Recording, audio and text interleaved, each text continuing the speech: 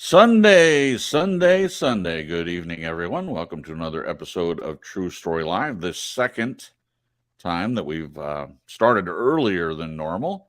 And this time it's on spring forward, daylight savings time again. Yay, everyone.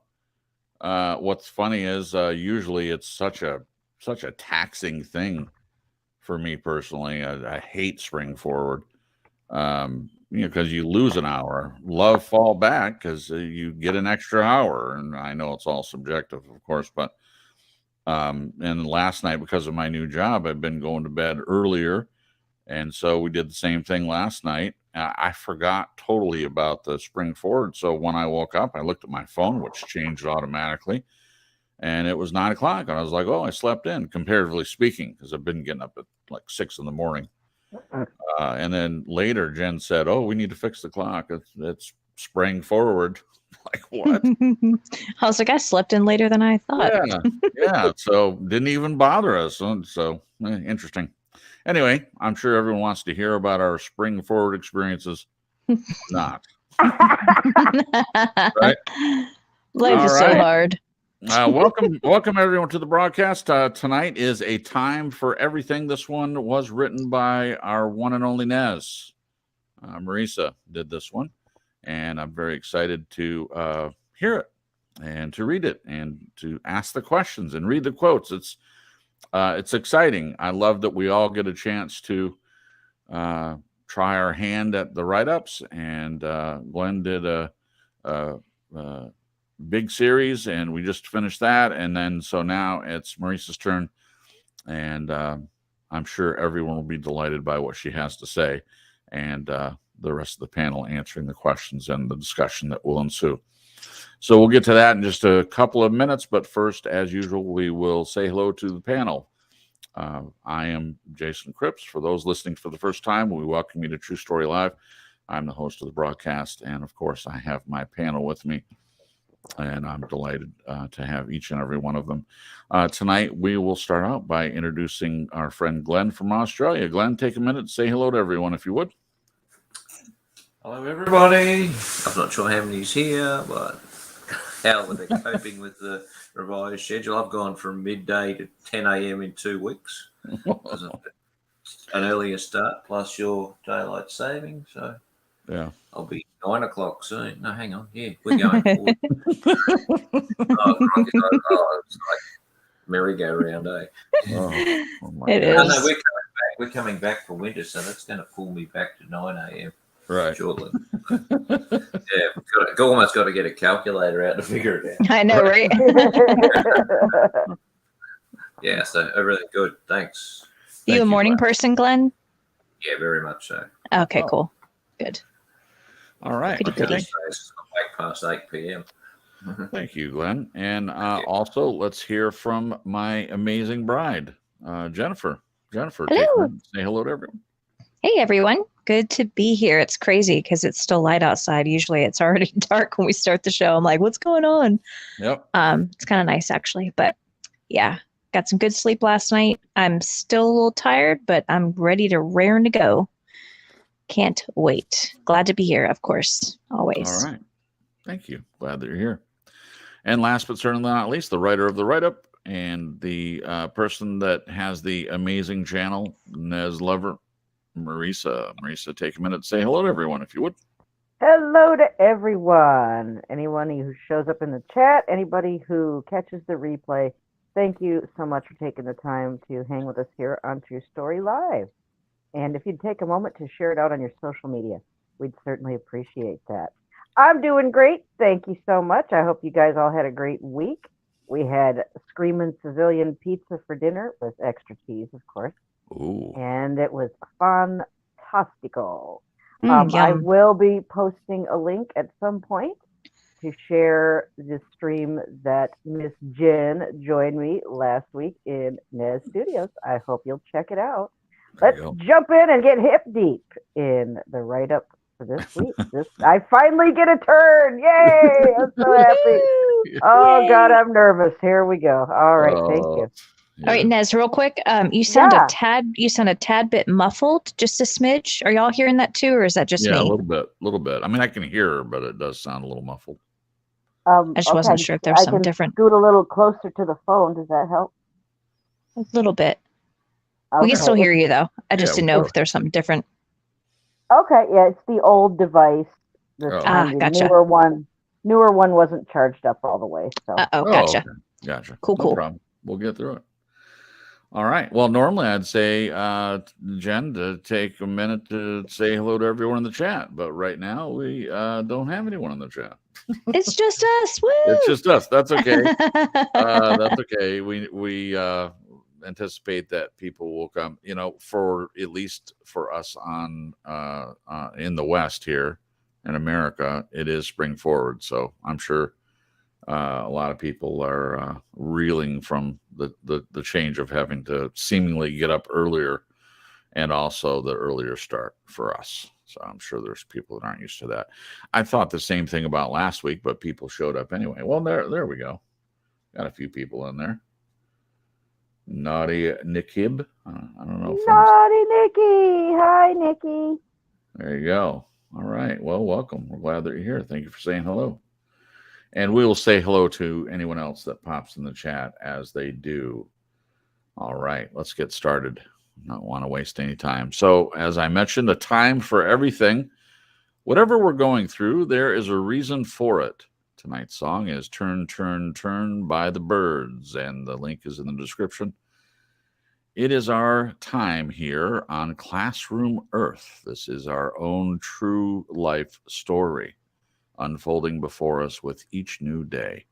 We move from one experience to another, which in turn is designed to be one lesson after another. I admit there are many times, however, that I am more caught up in the emotions and reactions than truly understanding and appreciating and applying lessons learned.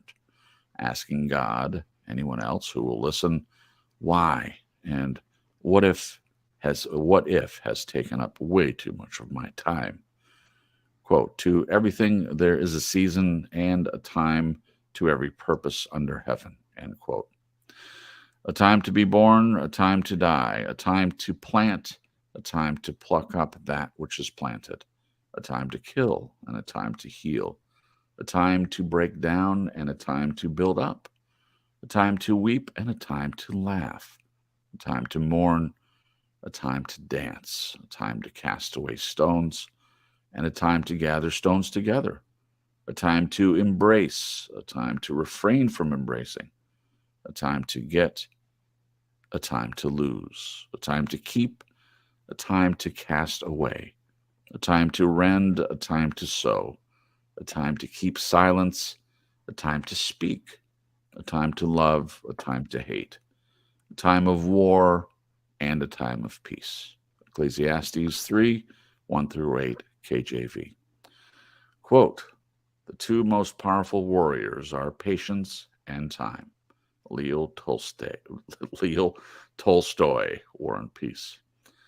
Time is what we want most, but what we use worst. William Penn, from Fruits of Solitude. All we have to decide is what to do with the time is given us. J.R.R. Tolkien, The Fellowship of the Ring. Time is a created thing. To say, quote, I don't have time, is to say, I don't want to. And that's from Lao Tzu. Time is free, but it is priceless. You can't own it, but you can use it. You can't keep it, but you can spend it. Once you've lost it, you can never get it back. Harvey Mackay. The future is something which everyone reaches at the rate of 60 minutes an hour, whatever he does, whoever he is. C.S. Lewis. An inch of time is an inch of gold, but you can't buy that inch of time with an inch of gold. Chinese proverb. They always say time changes things, but you actually have to change them yourself. That one's from Andy Warhol. Better 3 hours too soon than 1 minute too late. William Shakespeare, The Merry Wives of Windsor. I wake up every morning thinking, this is my last day, and I jam everything into it. There's no time for mediocrity. This is no damned dress rehearsal. Anita Roddick. It is not enough to be busy. The question is, what are we busy about? Henry David Thoreau. Questions for my dear co-panelists and for the audience. First question, other than chronologically, what time is it for you right now? What time in your life do you wish you could go back to, and why? What time in your life do you wish to experience again, as was, and why? What are the 3 most difficult times you have experienced, and what did you learn? What are the 3 best times you have experienced, and what did you learn? Have you experienced a time for hate? What was it, and what did you learn? What time that lies ahead in your life are you hoping for / looking forward to? What time that lies ahead in your life are you dreading / hesitant about, not looking forward to? How can you tell if the time is right or not right for something? Is it palpable? What are your 3 favorite items from / involving True Story Live? We may not like, hold on one second. We may not like some of what comes our way on our life's path. And we can always select a different path, but our overall journey remains the same. There is indeed a time for everything, but nowhere in that verse from Ecclesiastes does it ever say there is a time to give up on the precious gift of life we have been given. Accept your ongoing assignment to be here with the rest of us students of life with as much love, gratitude, patience, humility, and joy as you can. And remember, the best times are yet to come. And a quote, your future is created by what you do today, not tomorrow. And that's anonymous. Wonderful, wonderful. All right. Thank you. I noticed there was a typo. I'm sorry about it. The very last question, it's your 3 favorite times or moments, as it were, from TSL. That's what I meant. Sorry about that. Oh, that's okay. No problem. It happens. we all do it. We all do it. All right. And so when I get to that, let me find the question. Last question. What time? Okay. What are your 3 favorite times? Okay. So tell me what it's supposed to be again. Oh, I wanted to know everybody's 3 favorite times, meaning moments from TSL. From TSL. TSL, right. Got it. Thank you. Mm-hmm. Thank you. All right, great. I'm going to check the chat, make sure we... looks like Tony's Coffee House popped in. Nice to see you. And also Marshmallow. Fake channel buy. I don't know what that means. Fake channel buy. Okay. They calling our channel fake? I don't know. Are they a fake channel? Fake channel. I don't know what that means. Fake channel buy. It's not clear. But Tony's Coffee House. We know who Tony's Coffee House is. So, well, welcome, Marshmallow. If you're, I don't know what you mean by that, but if you think that we're a fake channel, then, and you're saying bye, then sorry we missed you. Pammy Clyde. Hello, everyone. Hugs. Welcome, Pammy Clyde. We're glad that you're here. And we will say hello to everyone else as they pop in. But right now, we're going to dive into the questions. Try to keep an eye on the chat for anyone else that comes. Okay, so questions for my dear co-panelist and for the audience and for the cat in the background. I love it. Okay, first question. Other than chronologically, what time is it for you right now? Other than chronologically, what time is it for you right now? Anyone have a burning desire to answer this one first? What time is it for you right now? I'll go first. All right, go ahead. And you can go anywhere with this, really. But when I wrote it and thought about it, right now in my life, other than being, 7:14 p.m. Eastern Standard Time, it is a time of joy. It's a time of discovery. It's a time of healing. and strengthening. And really, it's been a time that is better than so much of what I've gone through. I could honestly say that right now, the way things are, I think my life is better than it's ever been. So that's kind of what time it is for me right now. There's also times that, there's still time for me to learn much. Sure. A time for me to grow, certainly. But Yeah. it's a very good, plentiful, my cup runneth over kind of happy time for me right now. Wonderful. Wow, that's great. Thanks for getting us started, Nez. Appreciate that. Mhm. Two things. Hello to Jamie. Jamie, our friend Jamie Grace has just popped in the chat, so we'll say hello to her. Jamie! Also, it is Tony's Coffee House birthday. Happy birthday, Tony! Happy birthday. Happy birthday to you. Don't know how old you are, and that's okay, but we hope that you've had a good birthday so far, and this is just for me personally. I hope you have actual birthday cake. No cupcakes, no little muffins or anything, but real birthday cake. But it's your birthday. You can do what you want. All right. I'll go next. Other than chronologically, what time is it for you right now? And I'm going to play off of what the way Marisa went with the question. And I will say that this is a time of some new beginnings. Of course, there's always new beginnings, in my opinion. If you're living a life of authenticity and you're setting yourself up to learn something new every day, you have an attitude of anticipation of what you are going to learn from this life. I love that in this write-up, Nez talks about this world as being a school. Because whatever your beliefs are, religious or spiritual, or what you think our purpose is here, I think it's safe to say that we can say that it is a school. It's a place where we should be, in my opinion, learning things. I love that. So I feel like this particular time for me, I'm in a place at a new job, which I have discussed, which is going well. And Jen with the possibility of something new coming for her.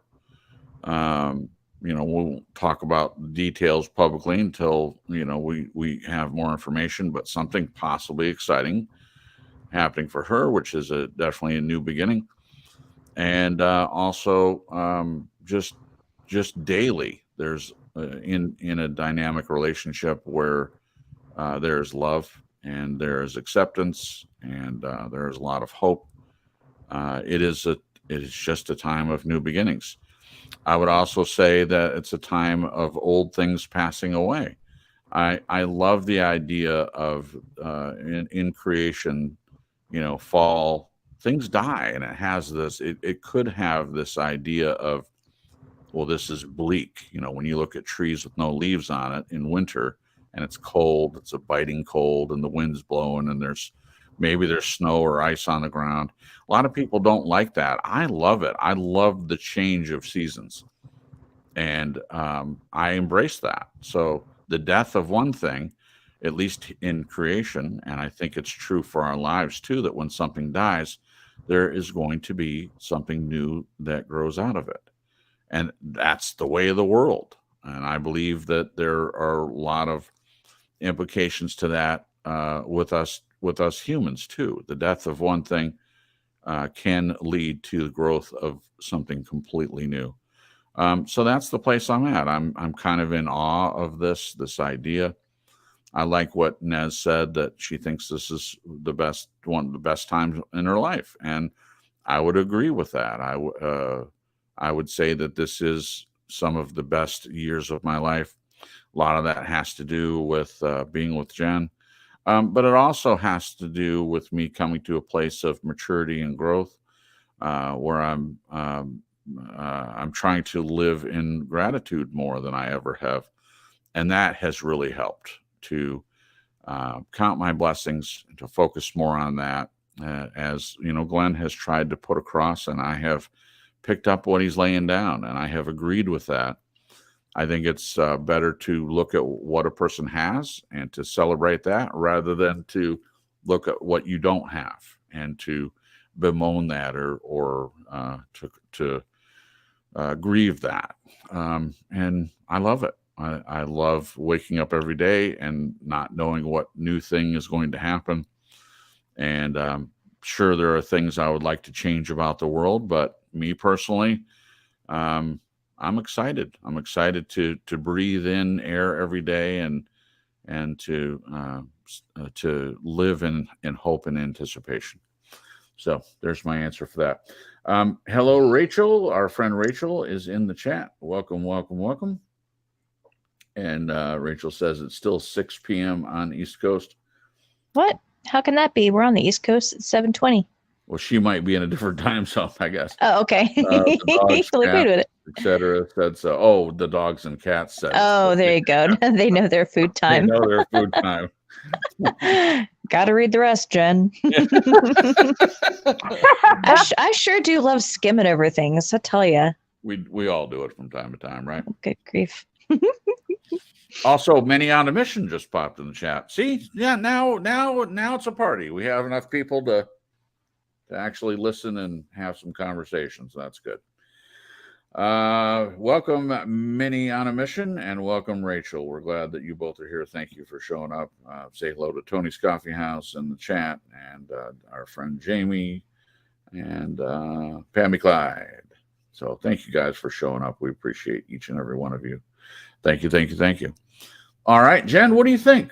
What time is it for you? What chronologically, what time is it for you right now? Gosh, I'd say the same as you guys. Just a lot of new things happening, whether that be internally in my own life, spiritually and emotionally, and healing, and just moving forward and being excited and expectant. There's been some hard things that have happened in the last few months, but it's really cool to get to a place in your life where you, even in the midst of it, you can be thankful because it stretches you and you learn things and you grow and you get stronger, going through hard, difficult things. Sure.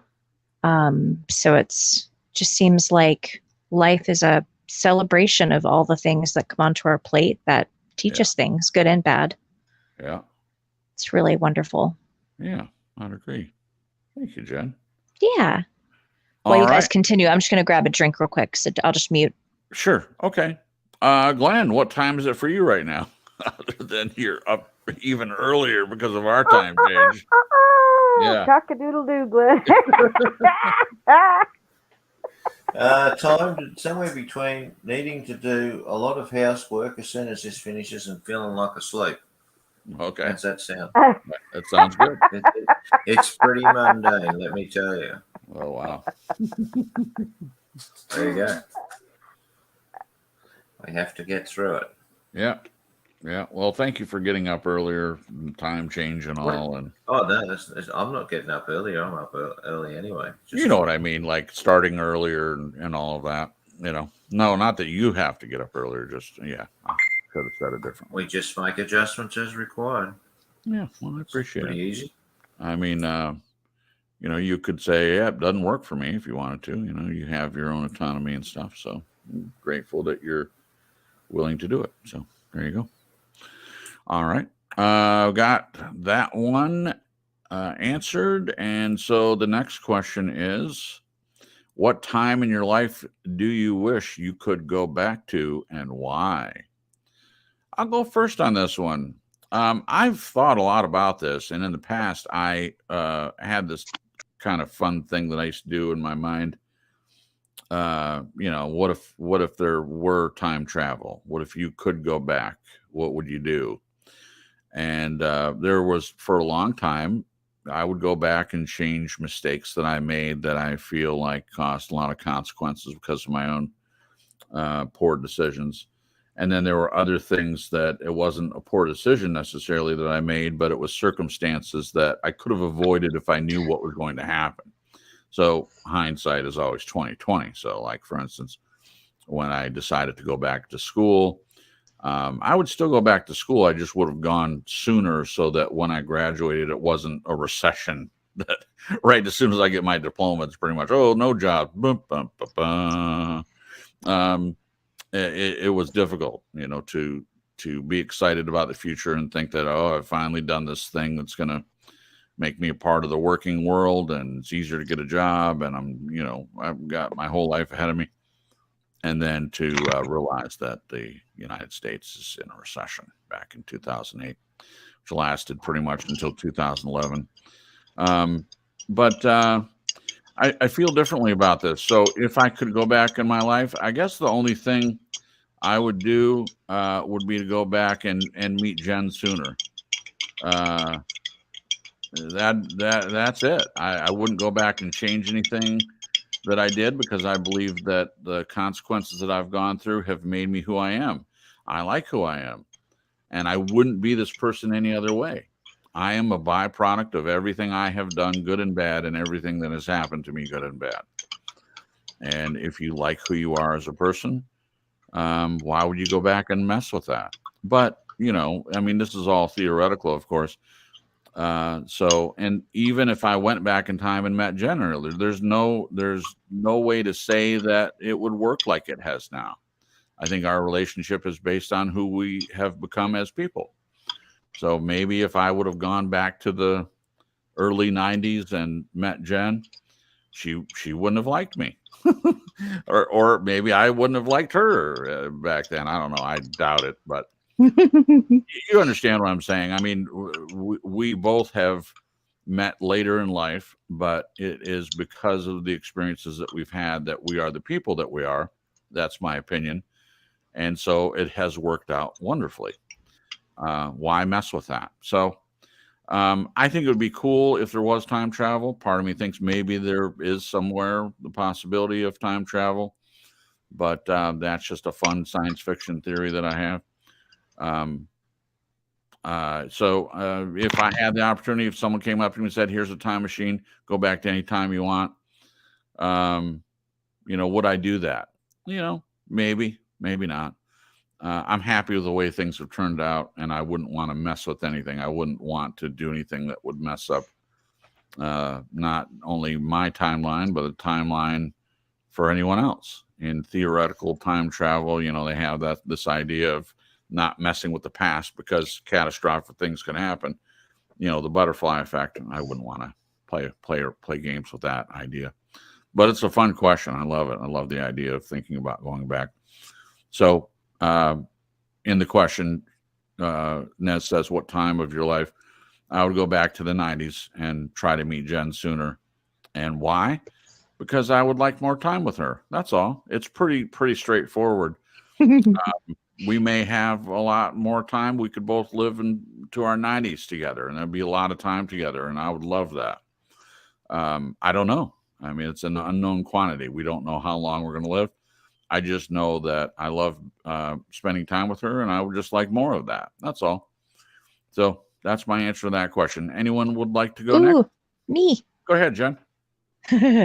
I would say my first inclination is to go back to beginning of high school, maybe middle school. But my reasoning would be I don't know how you could go back and change this without knowledge of the future, but hypothetically, I would go back and work on finding out who I am. As I've spoken before on the show about before, just spending the majority of my life waiting for someone else to define me. And I think there was a lot of, what is the word? Sort of moving about within life. Have you guys ever heard that saying of I forget how it goes, but it talks about when it's your life, you're like the main character. Sure. But some people live as non-player character, secondary, or what is the term that they use in extra, like an extra in my own life. Yeah. Because I was waiting for someone to tell me who I was, right, or guide me somehow into that knowledge. Yeah. And so, and then on top of that, being a people pleaser, codependent issues. So I was a chameleon when it came to different groups of people that I knew. And, but I never truly spent the time figuring out who am I and who do I want to be? Because that's such an important quest that we're on as people, each of us individually. Yeah.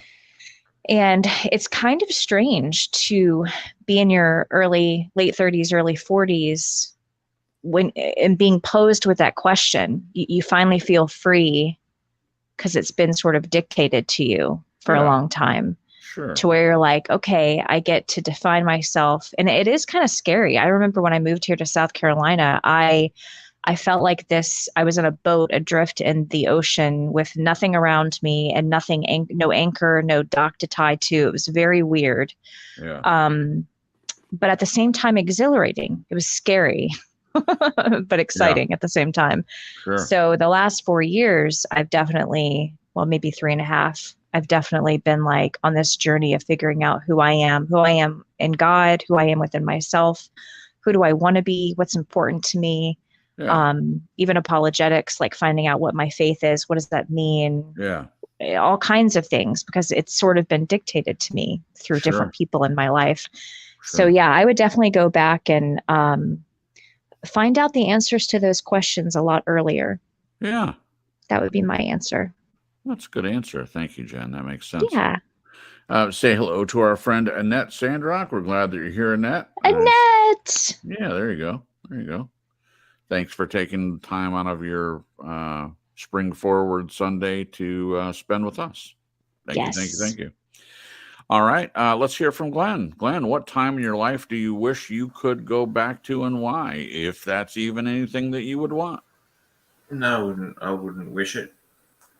I mean, I think it's pretty easy to point to times that could be repeated and stuff like that. But look, at the end of the day, seasons change, and if, from my point of view, is I had a lot of experiences. I've gone for it. I haven't got the feeling I've missed out on things. Yeah. And so if the only wish I would have is that Sandra was healthy. Yeah. Yeah. It's extreme. It's hard because you've got to watch someone in distress every day. You don't want that. So for me, I don't care, but for her, I do. I just wish for her sake. It's go back and just give her some more time being healthy. Would have been great.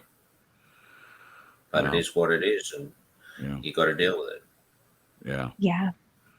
Because I just came back from Canberra for helping my son Michael, as you know, and a couple of nights. It's the most I can get away.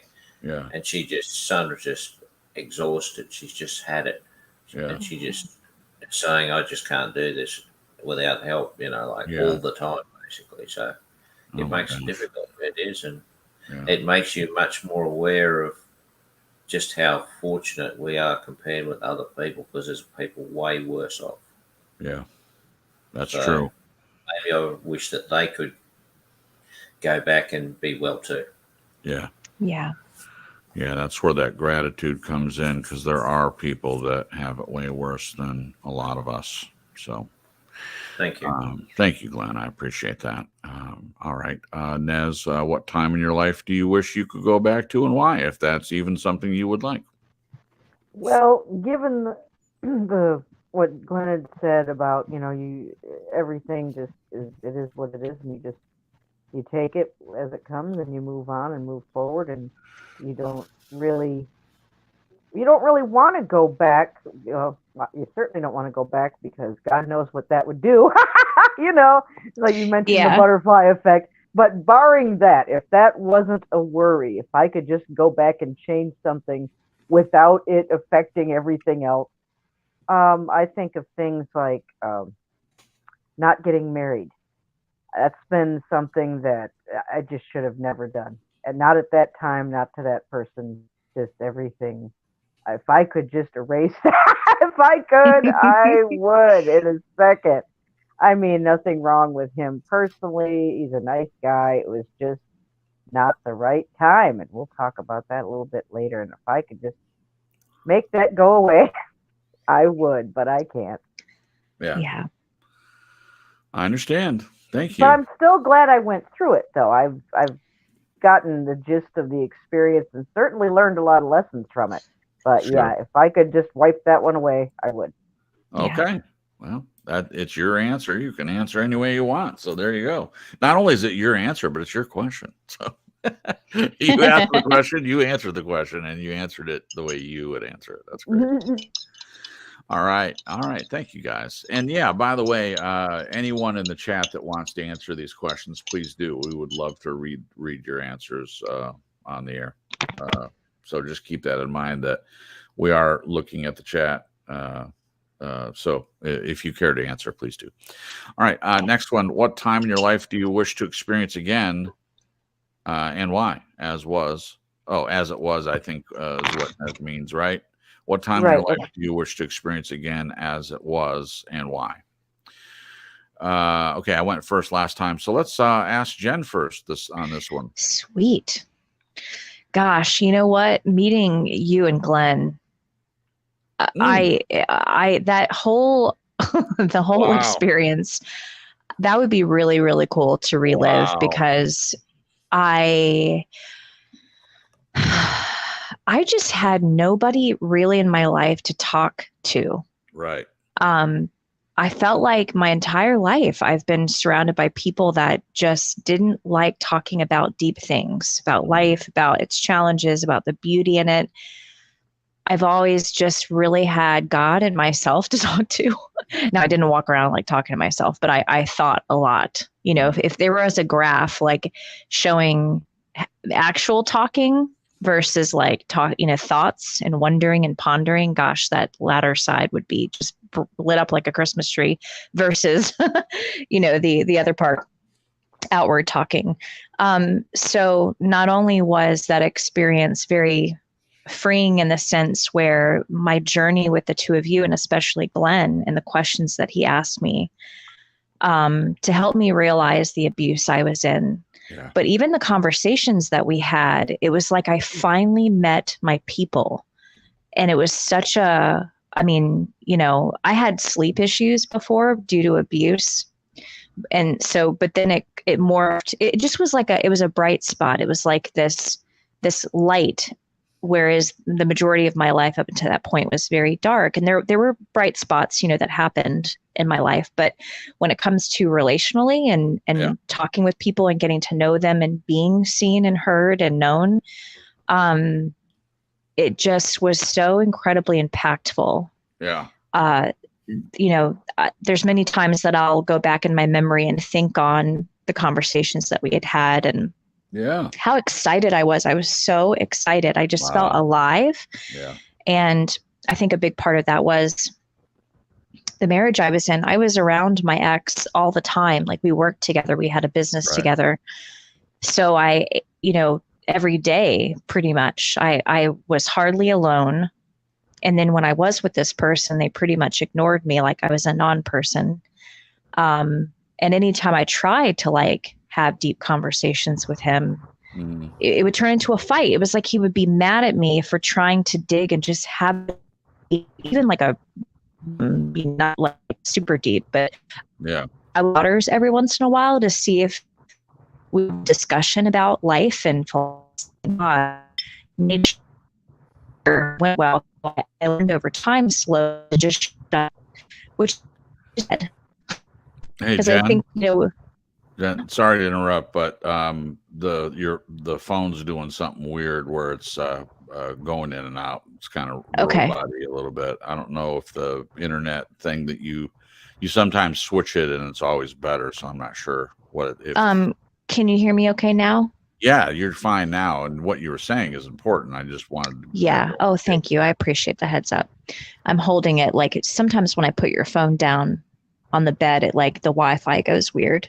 Okay. So I just was saying that it just was a really, really bright spot.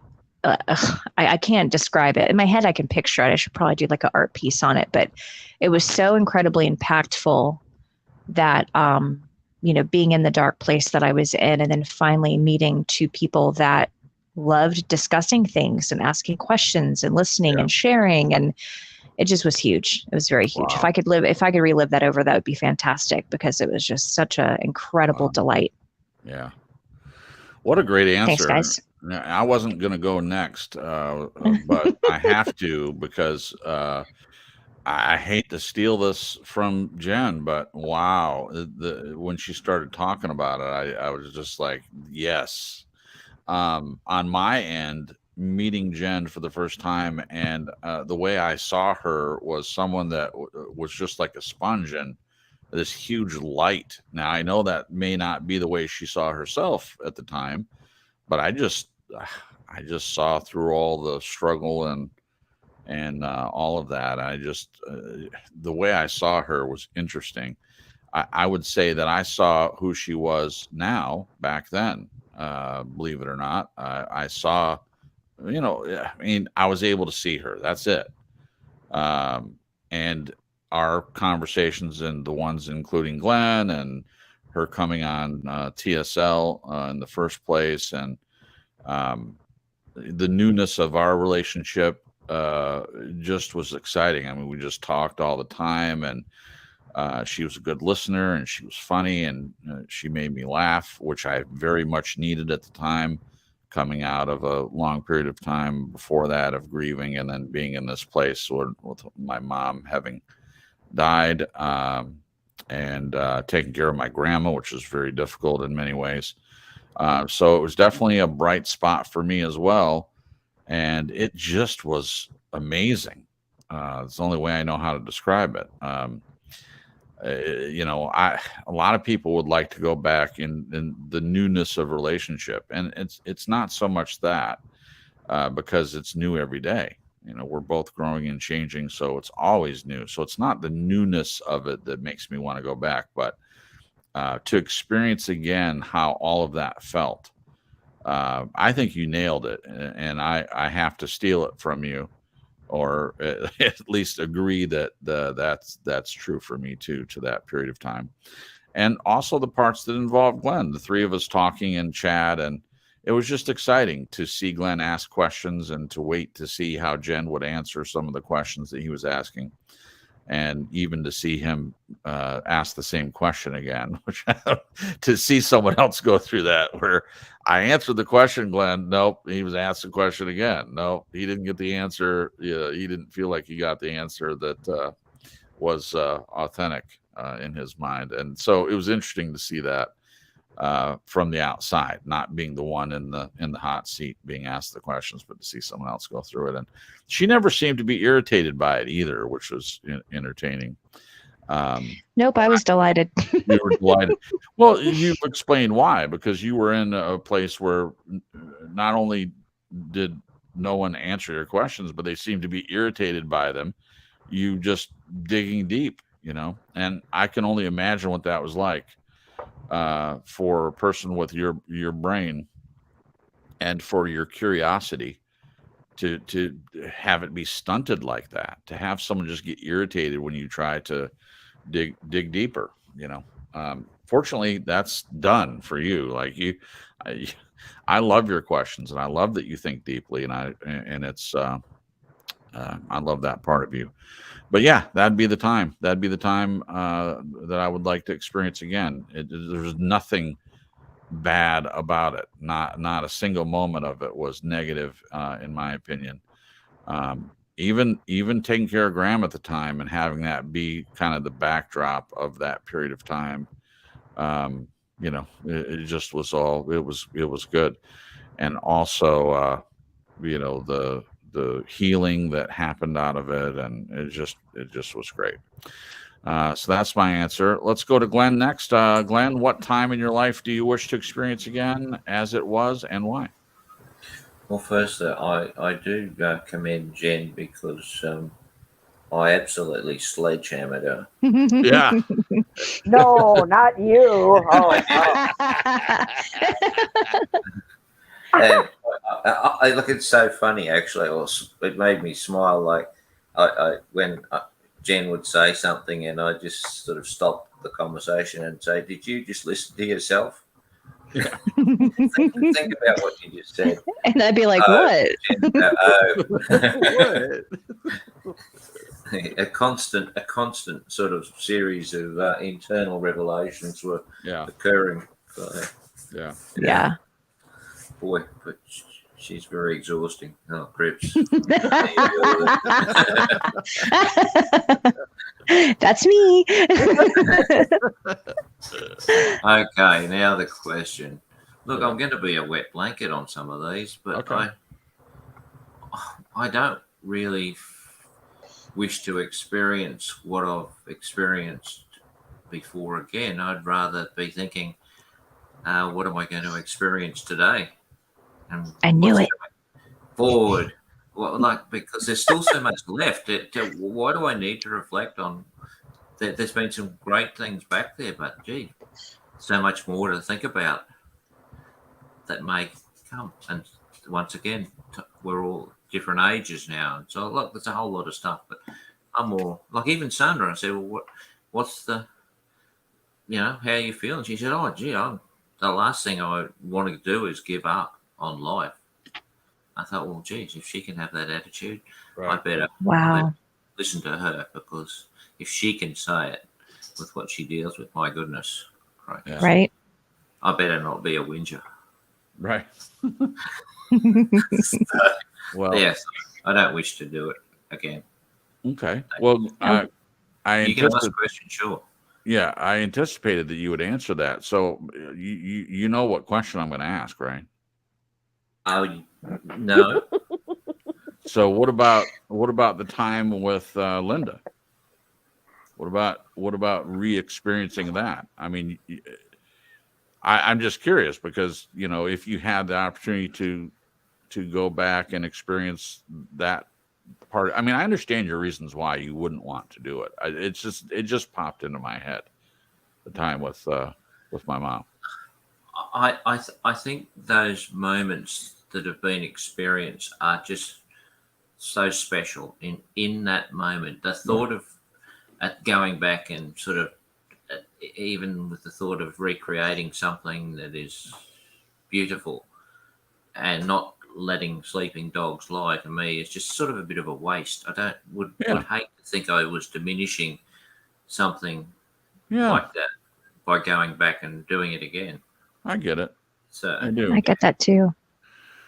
Okay. Last follow-up question. What if it wasn't that you can't change anything about it? You can't affect any difference, but it's like watching a movie. Would you care to do that or no? Could you just elaborate that a bit more, please? Sure. Like if you were watching yourself and Linda relating to each other again as a bystander, like you're watching it on a screen of some sort, watching the back and forth and that relationship. I don't know. I think kind of like when the spirits took Ebenezer Scrooge around. Yeah. Sorry. I think we can all reflect on things past and think, well, if I'd done this or I'd done that. But the fact is that we didn't. The fact is that what we did in that moment has led us to this moment right now. True. I agree. So that's how I'd rather look at it. Okay. Yeah. That's good enough. Thank you for answering my questions, being a good sport. I appreciate it. Ness, what time in your life do you wish to experience again as it was, and why? I would love to hear my mother sing again. I don't have to do anything or say anything, just to be there, just to hear that voice again. She sounded like a trained operatic soprano, and she wasn't formally trained. She just had the gift. And good Lord, that woman, she could have played Christine Daae in Phantom of the Opera. That's how good. Holy cow! Wow. People would have her sing at church and for weddings and all sorts of things, and just beautiful. I miss that. I miss her, but I really wish I could just for one song, just for a moment. Not taking away from any experiences or diminishing anything. Just a few minutes of hearing her sing again. I'd like that. Well, that's a beautiful answer, and that warms my heart, and I appreciate that. And as unfortunately, I've never got a chance to meet your mother in the same way you didn't get a chance to meet mine, but with our collective spiritual beliefs. I do believe there will be an opportunity for that, and it will be wonderful if it's possible to sit at a table and drink coffee and to hear your mom sing, and you could hear my mom talk about psychology and mental health, or just about life, or to ask you the hard questions and see how you answer that. That would be interesting. I'd rather ask her about Glenn. Right. That will be interesting. And then just turn to the right or to the left and see Glenn just sitting there. That's going to be great. I'm going to enjoy. What are you talking about? I'm talking about. see, here's where you, Glenn. Here's what you don't understand. See, now that I've changed my beliefs quite a bit, you're going to be there in heaven, whether you like it or not. It's going to happen. Crickets. Silence. I was so trying to think of a smart answer, but I couldn't get one. I don't think there's a smart answer. I mean, what does someone say? Rather than what's heaven? What's heaven anyway? Why isn't it heaven on earth? It is heaven. So there's a lot of disagreement about this. I hear a lot of people talking about we're going to live in heaven for eternity. But when they say that, they haven't read the Bible in full. What I read is, according to the Bible at least, there's a new heaven and a new earth. And we will be living on the earth. And we can go back and forth to heaven however we please. But it starts out in heaven, but there will be a new creation the way it was meant to be. And so I believe that a lot of us will be living on the new earth. So you're absolutely correct.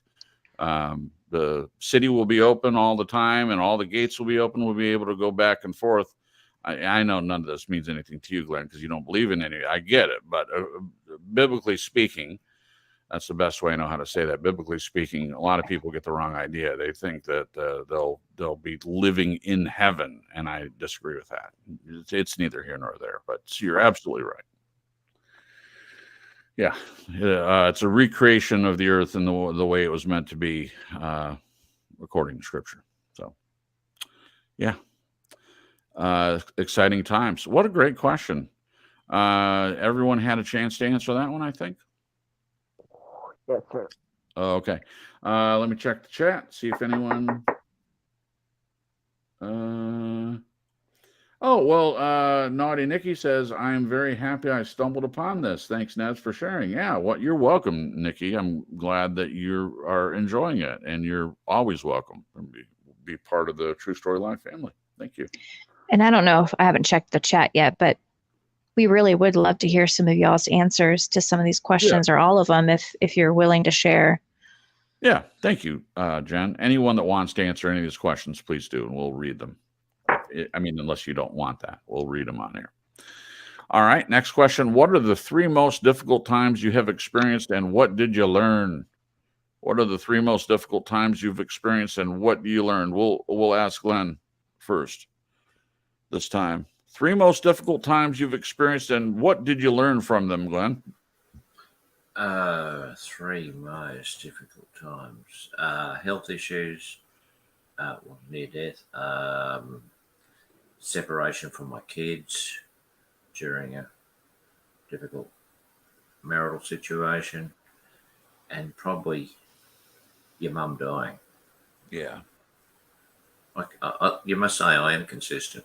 Yeah. What did I learn? I learned that we as humans are extremely vulnerable. Yeah.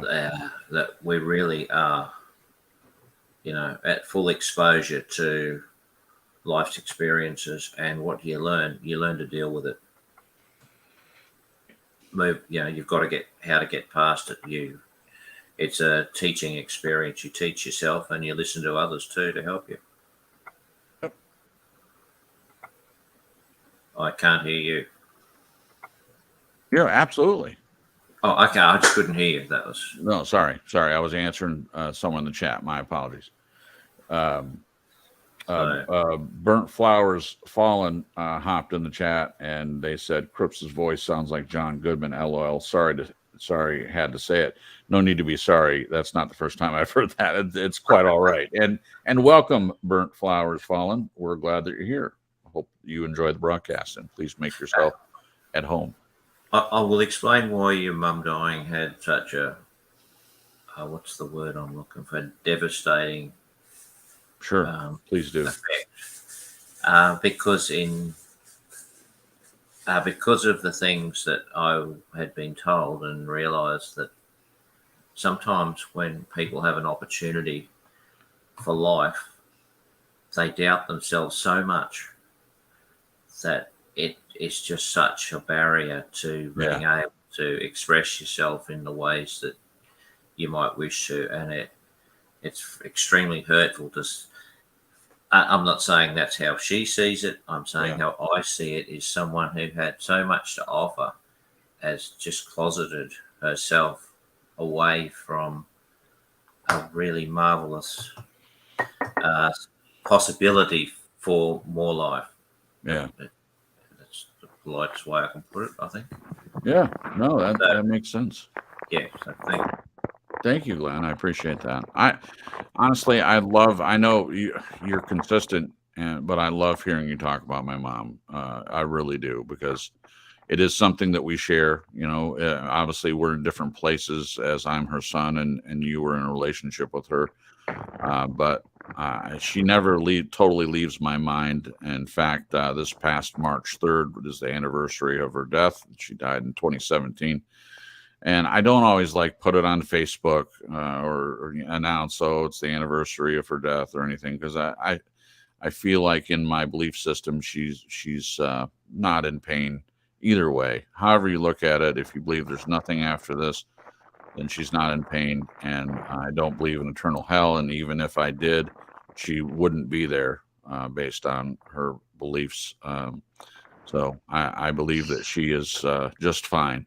But I love remembering her, and I love remembering her through your experience. Uh-oh. What you doing there, Nez? A lot of noise. Snap, crackle, pop. A lot of noise. Rice Krispies. Potato chips. That's what it sounds like, potato chips. You're so cute, Nez. I love it. Your giggle is adorable. Before we move on, Annette says, I would love to go back to some of our fun family vacations we did when I was a child, or at any time with my dad. I miss him so much. Well, thank you for sharing, Annette. Yeah, I understand missing people. I definitely do. All right. Thank you, Glenn. I'll go next and say the first most difficult time I experienced would have been my divorce from my first wife. Now, I've talked about this a lot, so I won't go on a long time about it. But what did I learn from it? What didn't I learn? The biggest lesson I learned was that I had set up marriage itself as an idol of sorts. I thought it would be the thing that changed me, and I shouldn't have done that. I should have been more concerned about changing myself and not thinking that some change of status in my life would do anything to change me. And because of that, I was looking at it the wrong way the whole time. But again, hindsight's 20/20. A lot of times we learn after the fact when we look back at things, and that's just the way it seems to be. But the divorce was very difficult, and it stretched on way longer than I would have wanted it to. If I were to go back in time and have to go through that again, the minute she said, God's telling me to separate, I've been like, okay, see ya. It would have been that quick. I wouldn't have languished. I wouldn't have slept on the floor on an air mattress for weeks and weeks. I wouldn't have tried to, I didn't really try to reconcile, but, still, I just would have accepted it and moved on and been glad. I just pictured you putting up your hand to give her a high five. I just cracked myself up. Well, good. You're setting me free. Thanks. High five. Appreciate it. But it was we're making jokes, but it was a difficult time. That was the first most difficult time. Going back even further, the DUI that I got in 2002, and that's been a long time, it's been well over 20 years ago. But it's a stupid decision. It's a one-time decision that I made, and I paid the price for it. I really, really did. It's one of those things that if I were a person of regret, I would have regretted having done it. But it was difficult. I learned a lot from it, and that's the beauty of who I am as a person, because of being introspective, and I don't want to repeat the same mistakes. And fortunately for me, I did not ever repeat the same mistake. I learned not to be so stupid and careless. I learned that I don't ever want to be a foul of the law in any way, because it's painful and it's excruciating. And that, what in the world? That was Somebody's getting an alert. Amber Alert. Oh, gotcha. That particular thing that I did, it followed me around for well over a decade in trying to get jobs and trying to, move past it, even though I had moved past it fairly quickly once the suspension of my license was over, and I'd attended all the alcohol classes and paid all the fines and fees and all of that, and tried to get to work without a license, and all the pain. And I'm not complaining about it. I did it. I got caught, and I'm glad that I did. It's stupid for people to drive drunk. I knew that back then before it ever happened, and it was a poor decision on my part. It was a very difficult time, and I was doing well. It wasn't like I was doing this all the time, or it was a good time in my life. I was going to school and I had a good job, and I just messed everything up for myself. Because I lost my license, I couldn't do the job that I was doing, because I was driving one of those big earth movers, and it was for back then, it paid pretty well, and I just messed everything up for myself. So it was, as I mentioned earlier, something dying and something new coming from it. There was a lot that came new from it. So I mean, I could go on and on about what I learned from that. So for the third thing, I would say my mom dying was very difficult, but it was the time before that was more difficult. I hated losing my mom, no doubt about that. But you guys have heard me share that before that happened, like 2 nights before that happened, I was just working to pay bills, and I was lonely, and I had grieved my aforementioned divorce. I was kind of out of that by that time, but I didn't have a lot of hope, and it was a difficult time.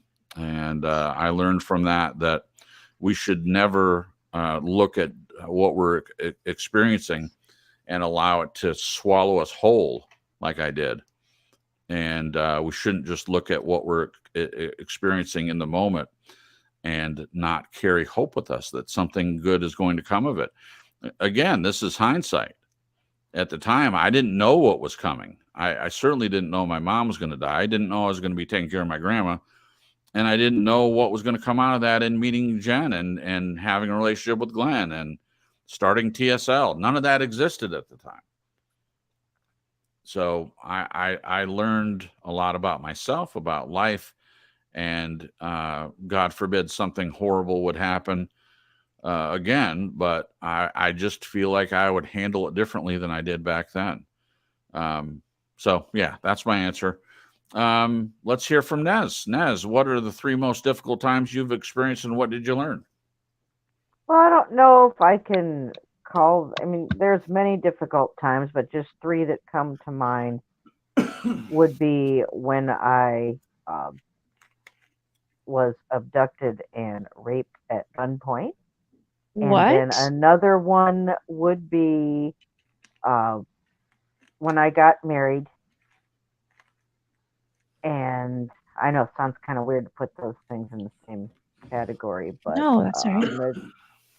And then the third one would be, I would say, waiting too long to get my medications under control for my thyroid condition, because that was an important moment that I just didn't pay enough attention to. Yeah. Yeah. All of those have what they have in common is that those escalated into things that just got worse and worse. And all three of those things, if I would have listened to God, number one, and listened to my gut when I knew I was doing something wrong and I needed to do something to either avoid or change what was happening, um, it would have saved me a whole lot of trouble. So all Yeah. three of those, I certainly take my share of the responsibility for the bad things that they were and or brought about. Okay. So wow, yeah, we could Wow. go on, and those are three separate stories right there. But Yeah, that's okay.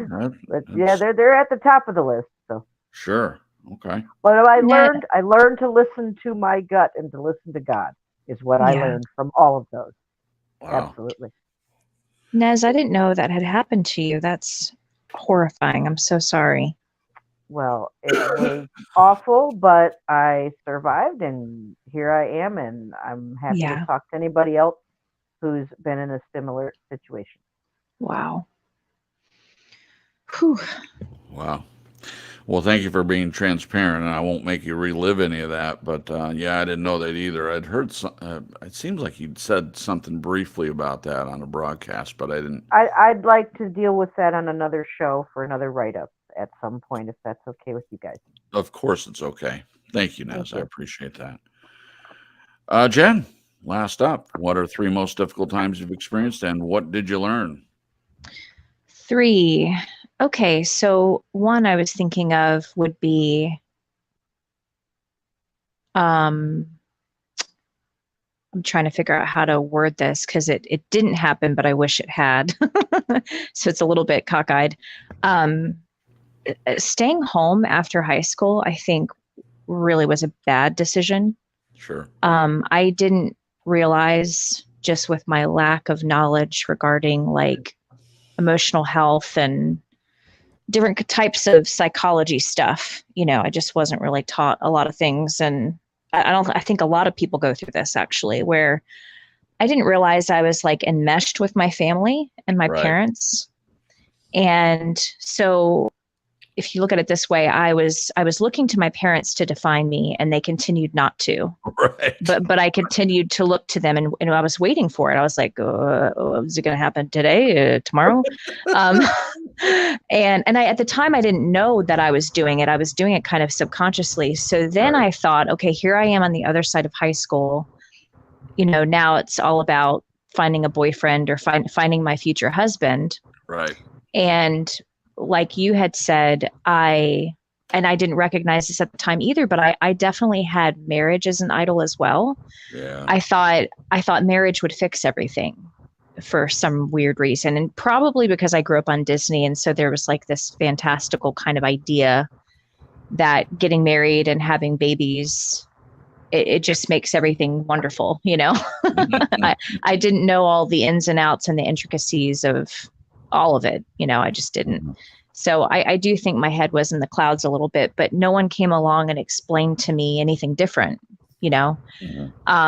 So I would go back and change that for sure. And just, even if it was to move out and get a roommate and just get away, Right. Yeah. on my own in a sense. Yeah. And then word the question for me again. Yeah. What are the three most difficult times you've experienced, and what did you learn? Yeah. So that was when I look back, and what I learned from that particular one is just, you can't let anybody else define you. It's a journey that each of us is, I guess, for lack of a better word, supposed to do for ourselves. And if you're a believer, leaning on God to tell you who you are to him, what I mean? Yeah. And then walking with him as you figure out, the things that God created in you and what he wants for your life and stuff. Yeah.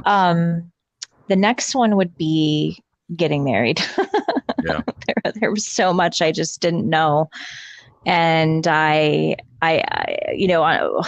gosh, it's so difficult. So having this false idea of marriage fixes things. And I saw my ex as someone, he is very driven. And because I was so little, I had very little drive and direction that I've said before, I kind of hitched my cart to his star thinking I could grow and become the person I wanted to be if I hitched myself to him. And literally marriage, getting hitched. But I didn't realize that I was walking into a situation that he was looking for someone who was like a blank slate in a sense, and who he could mold and try to shape into a mini him. Right. And, I think I had an idea off into the side of my brain that a relationship should be two people that stand next to each other and walk next to each other as you figure out who you are and as you learn and grow. I did have, and even though I didn't really, I kind of saw this with my parents a little bit, the learning and growing together, because they did go to counseling and stuff together for a while. But I was always running into the wall of, like, if you pictured someone trying to walk forward on the path of life when it comes to learning and growing and being stretched, and then wanting to walk that path with your spouse and do it together, as individuals, but do it together. I was with someone who felt that they were perfectly fine the way they were, and they didn't want to grow and change with me, but they also were like, they had me chained to their arm. So I kept trying to move forward, but I kept being stuck. And at the time, I just had no idea that I had the key to unlatch myself to this person and go down that path by myself. Right. It's just very weird. Sure. I'd say the third one. All right. Tell me the question again. Sure. What are the three? My short-term memory. I think you did all three, but maybe I'm wrong. What are the three most difficult times you have experienced, and what did you learn? Yeah. I really can't think of a third, but I'll say when it comes to my last marriage, I learned that marriage does not complete you. Another person doesn't. I don't care what Jerry Maguire says. That movie completely screwed me up. I was going to use a different word, a more colorful word that starts with F, but I'm not going to. Right. But it's, we have this gift of individuality and personality. And even though we get the gift of experiencing life with the people that we choose to have around us, it's still our journey. Yeah. And I wish I would have known that a little bit better. Yeah. Yeah. Thank you, Jen. Before we move on, I just want to say, Jen, you were talking about Disney and all these expectations of marriage. It doesn't surprise me that both of us had a similar experience, and I think we're not the only ones. I think that, unfortunately, people give us the wrong idea of what marriage is, and there's so much weight put into it. The idea of marrying someone, through every decade that we go through every period of time, 40s, 50s, 60s, every decade, there's so much weight. Well, okay, you go to school, you graduate, you go to college, you meet someone, you get married and have 2.5 kids and 2-car garage and a white picket fence. And there's a couple different things bleeding into each other there with the picket fence, but you get the idea. It's this idea of marriage. We could do a whole broadcast probably on just that, the idea of marriage and what it's built up to be and the reality of what it is. And it goes both ways. You guys have heard me say before that people told me how hard marriage is, and it's this difficult thing and you have to really work at it. And I'm not saying they were lying, but that's not been my experience. Now, it was my experience in the first marriage, obviously, but how much of that was based on what I expected to find in it? And when it got difficult, I just assumed that was what I was told. That's part of it. That it doesn't have to be true.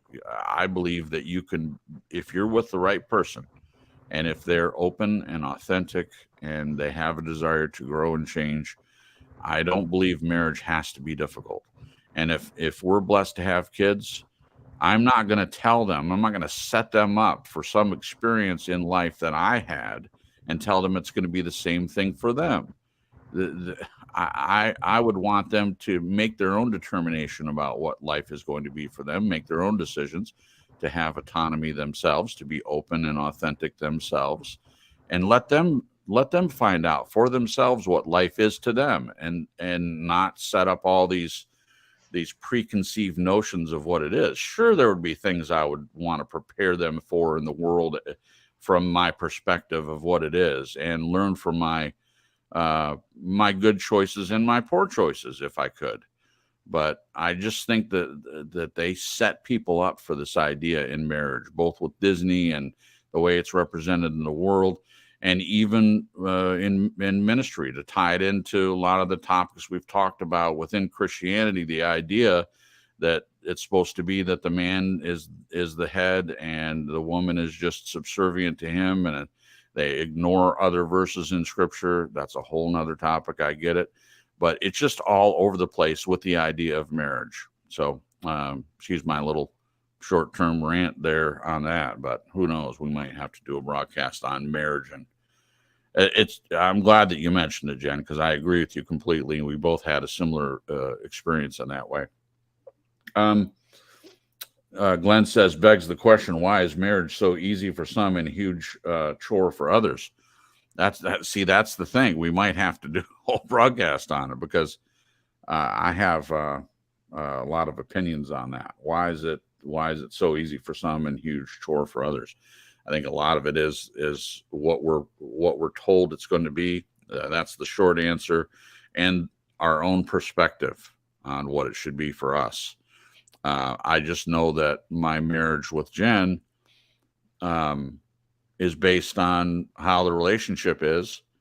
And I didn't come into this marriage with any preconceived notions, because I learned the lesson about expectations that my mother tried to teach me about expectations. And I think it's impossible not to have any expectations, but I learned that expectations can be a killer.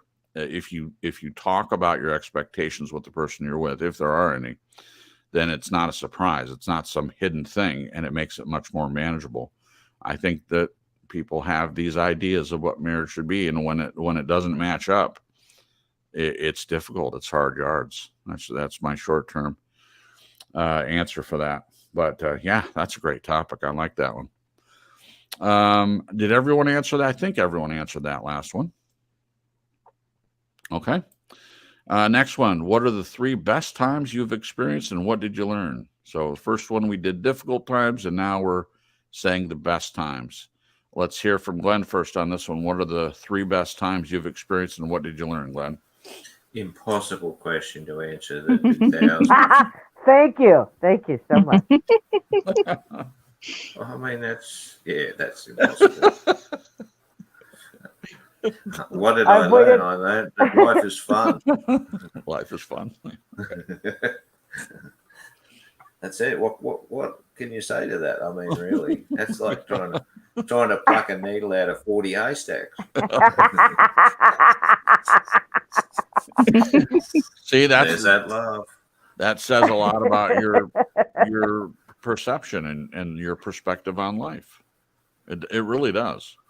So if you look at life as being all best times, then yeah, it would be hard to pick just 3 for sure. I get it. Okay. Ness. So you're not going to pick any? Well, what can I pick? I mean, like that's ridiculous. I'll pick 2. I'll pick 2 for you, Glenn. I'll pick 2 for you.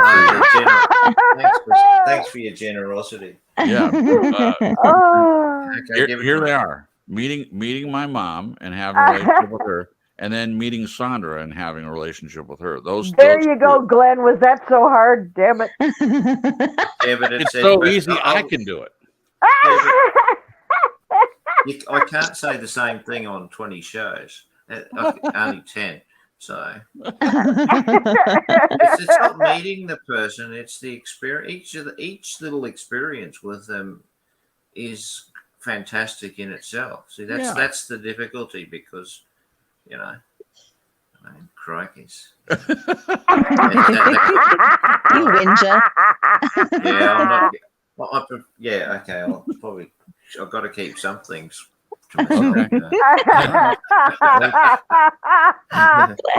Glenn, you're so selfish. Yeah, I know. Oh. we'll let you off. We'll let you off the hook. Let What me about- say I'm happy with all of those, so it's all good. Okay. Thanks. All right.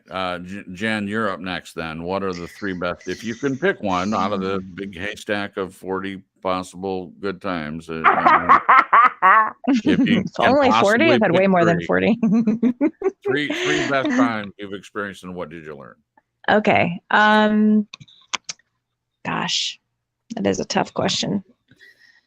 I would say one would be getting saved, getting like really, really and truly coming to the Lord. And Yeah. it was done under a starry sky on a really cool, beautiful September night in year 2000. It was actually September 10th, which is interesting because the very next year, a day later, was September 11th. But it was a very moving experience. It wasn't the whole quintessential, walking down the aisle at church. It was just me and God under his beautiful sky, beautiful stars. So what did I learn? I really, really felt the presence of God during that experience, and felt freedom for the first time. I was dealing with depression and really bad anxiety that was popping up into panic attacks. And I was in a really unhealthy relationship with a boyfriend, dealing with fear of death pretty drastically. So Sure. all of these things I was dealing with and the weight that I was carrying were lifted that night. And it felt very physical. And it was really cool because there was a local church across town that was having their youth group. Yeah. And they had a spotlight on their roof, and the spotlight reached my house. Yeah. And so this spotlight was going across the sky in time with the music I was listening to. It was like the first Christian CD that I had ever purchased. Yeah. And music has always been just a huge part of my life, very significant. So it was just everything kind of pieced together beautifully. And I just wept. It just was very, very moving. And I just learned a lot about God that night. And it wasn't so much reading the Bible. It just was his love for me. A visceral experience, one-on-one kind of thing. Yeah, it was pretty amazing. Yeah. I'm trying to think the other two. One of them was leaving my marriage, my past marriage. Getting to a point where I feel like, for me, I'll just speak for me, growing up and what I learned from my parents, and then what I learned in the churches that I attended, the whole self-love, self-care, self-worth, it seemed to be very discouraged. And it wasn't like someone came out and said, you're not allowed to love yourself, or you're not allowed to care for yourself, or you're not allowed to feel worthy. But it was like unspoken messages that I kept getting over and over. And so to come to a place where I finally realized that I had more control over my life than I was led to believe, in the sense of my choices that dictate where I go, free will. Yeah. And then getting to the place to know, it's weird because I have this religious, even still, this religious part of me that when I say this, it cringes, but that I am worth more than this. I am worth more than being in a marriage that is destroying me. I could feel my body dying all around me. It was the weirdest situation. But choosing to leave was huge for me. It was it felt like the first time in my life that I was actually dictating what I did with my life. Wow. My choice, you know what I mean? Yeah, I do. And then so that was what I learned with that one. And then meeting you, Jason. Oh. And I through meeting you, I learned that one, that God is an amazing God and he is an amazing matchmaker. And it truly, not the only thing, but a big part of it, the way you've loved me has helped me heal, and it's helped me learn how to love myself. So those are the three for me. Thank you, Jen. I appreciate that. Yeah. Nez, what are the three best times you've experienced, and what did you learn? Oh wow, there's so many to choose from. But There's to grab 40. three, It's like a yeah, Glenn counts at least 40, but yeah, I Right. think I have more than that. Okay. Oh, we'll just grab the three that rise to the top. Meeting It seems Mickey like that's Dolan. too difficult. Seems like it's too difficult, Nez. I don't know. How can I do it? How can I Pick possibly? three out of the top. Okay. Okay, meeting Mickey Dolan. That was a lot of fun. Okay. My favorite band is the Monkees. Mickey Dolenz is my second favorite Monkey. Of course, Mr. Mike Nesmith is my number one favorite, hence my nomenclature. So, but that was great. That was a lot of fun. What else did there was something else I wanted to. Meeting Billy. Meeting Billy from Australia, Gold Coast. Yep, I've been friends with Billy for several years now on the tubes, and he's really been a boon. And sometimes we don't agree, but that's okay. He's really helped me out a lot, both on and off of YouTube. And I'm very, very. My life would not be as happy if I didn't know Billy. That's for sure. I can say that. Sure. And Bobby, meeting Bobby, having Bobby as my best friend of over 40 years. Oh, wow. Okay. I mean, I don't know a lot of people who still, that are my age that even know people that they went to school with, let alone, that long. So I really appreciate and treasure having Bobby as a friend. It's been good the whole ride. So no complaints. What did I learn? I learned that God is good, that God gives you what you need when you need it. And God can use anybody and anything to accomplish his good will. Yeah. Wonderful. Thank you. All right, I'll go last on this one. So I'm going to go way back to 1977 when my dad decided that he was tired of the cold winters in Michigan and he wanted to move to Charlotte, North Carolina to be a part of a group called the Envoys. His decision put me into a place where I had the best time in the neighborhood that I grew up in. I met my, Nez, you were just talking about knowing someone. So I've known Marcus. He was over here today. In fact, I've known him since I was 7 and he was 5, and he's still a friend of mine. I have a few friends that I've known that long that I'm still friends with, but he's the one that I've been the closest to that it lives in the same area. Some of my other friends that I've known that long are kind of spread apart. But moving to that neighborhood in Charlotte and being 7, and I left when I was 13, I think. So it was a stretch of almost 7 years. And I had kids, friends in the neighborhood, and we played outside, and I didn't have taxes or jobs or finances to worry about. And it just was, a lot of people, I think, talk about their childhoods, and it may be negative. And there were negative things that happened at the time, but it was a good time for me. I was in love with my life at that time. It was just wonderful. And I realistically look at that time, the coming of age and forming friendships that have lasted a long time and just not yet knowing how hard this world is. I mean, the hardest thing for me at that time was having to go to school.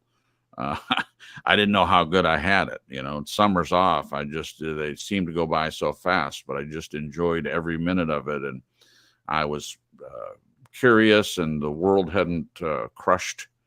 I hadn't allowed the world to crush my hopes and dreams yet. And I just had the future spread out before me in an amazing way.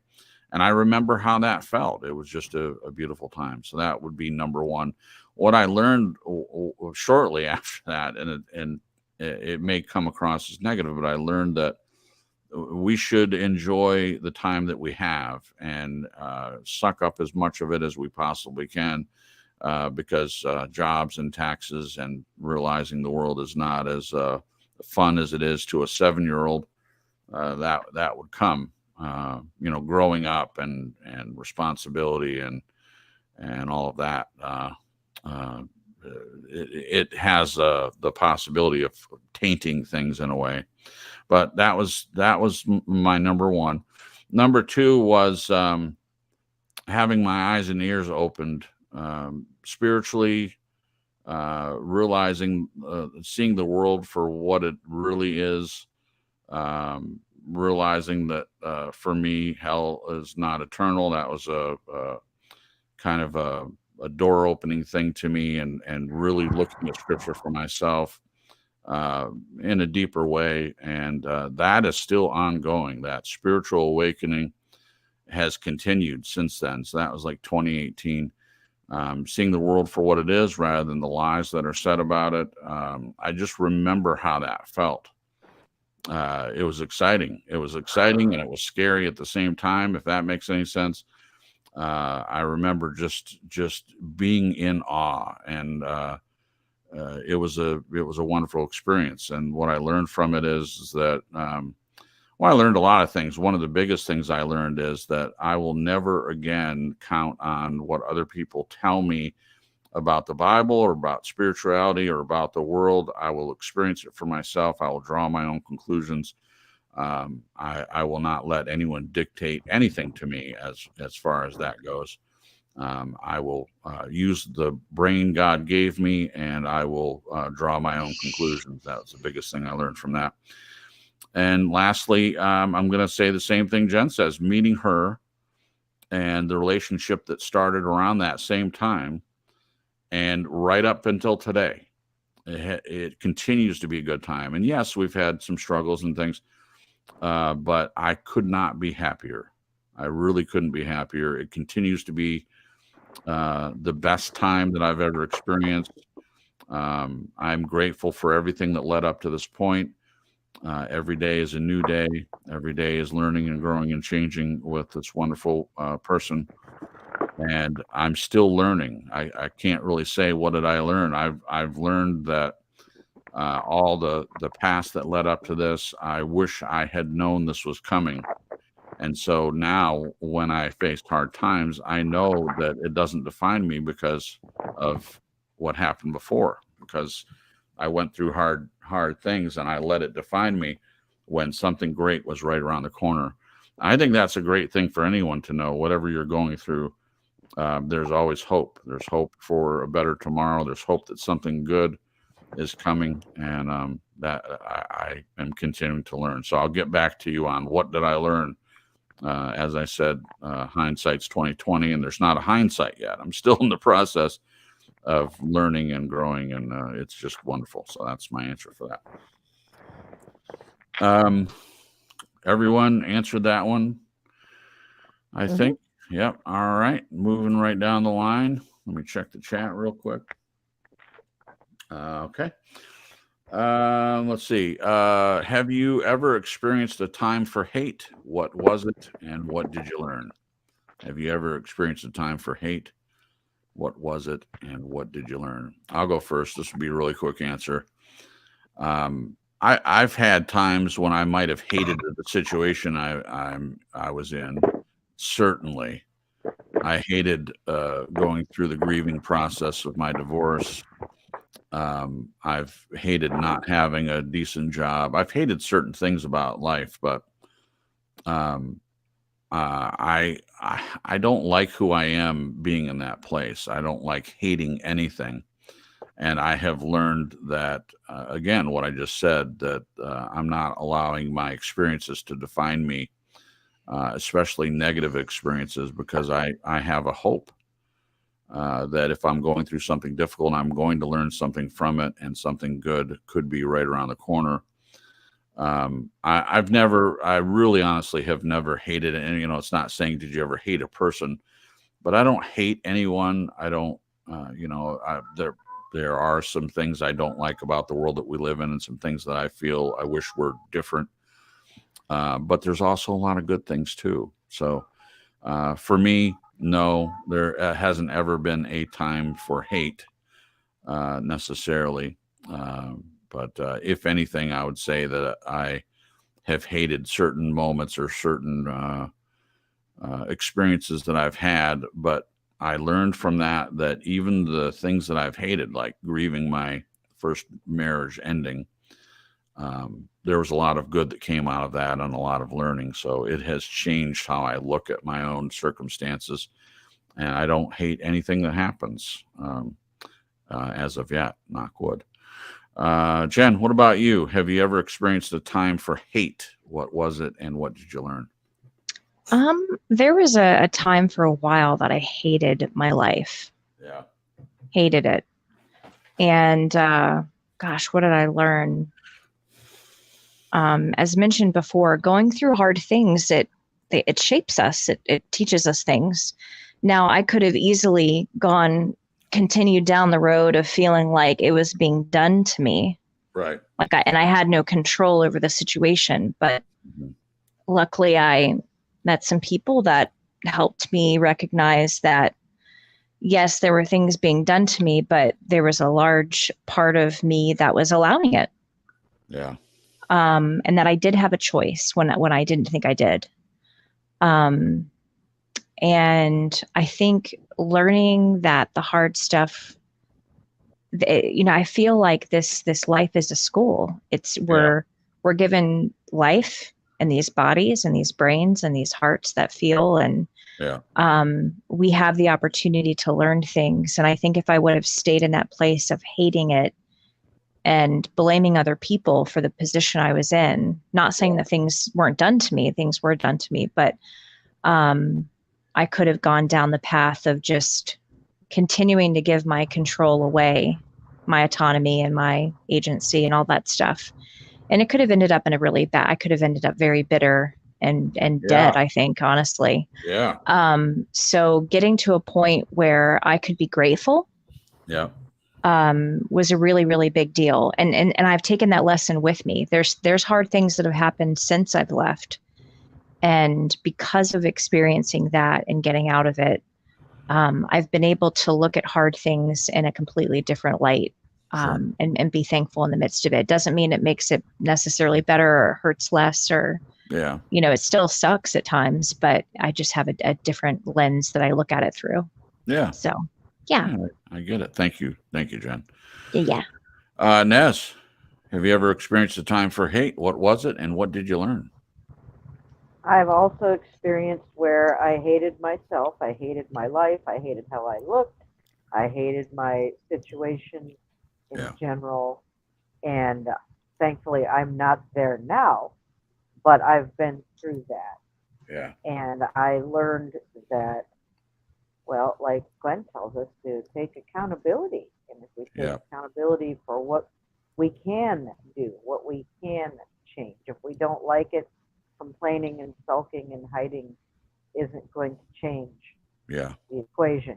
You've got to change some variables in the equation. Right. And so I learned the hard way that if I didn't like how X was in my life, then I needed to change how I was approaching that, handling that, managing that, or addressing that. Or sometimes just taking the time to address something instead of just ignoring it, hoping it goes away. I've had to learn that you gotta face things head on. You gotta face your fears. You got to deal with what's on your plate. Sure. You just gotta face it and keep on going. Yep. Wonderful. Thank you, Nez. Mm-hmm. Glenn, you're up last on this one. I have an idea of what you're going to say, but have you ever experienced a time for hate? What was it, and what did you learn? Look, hate is such a powerful word. I can honestly say I've never mindseted myself toward that for myself or towards another person. So Right. No, be much more toned down than the word hate. That's for sure. Sure. Thank you. Yeah, thank you. All right. What time that lies ahead in your life are you hoping for / looking forward to? And I'll go back to you, Glenn, on this one. First up on this, what time that lies ahead in your life are you hoping for / looking forward to? That I see out today. Yeah. Like, oh, that you make it through today? Okay. Yeah. Getting the dishes done, right? Getting the dishes done. The washing. Yeah. Essentially, yeah.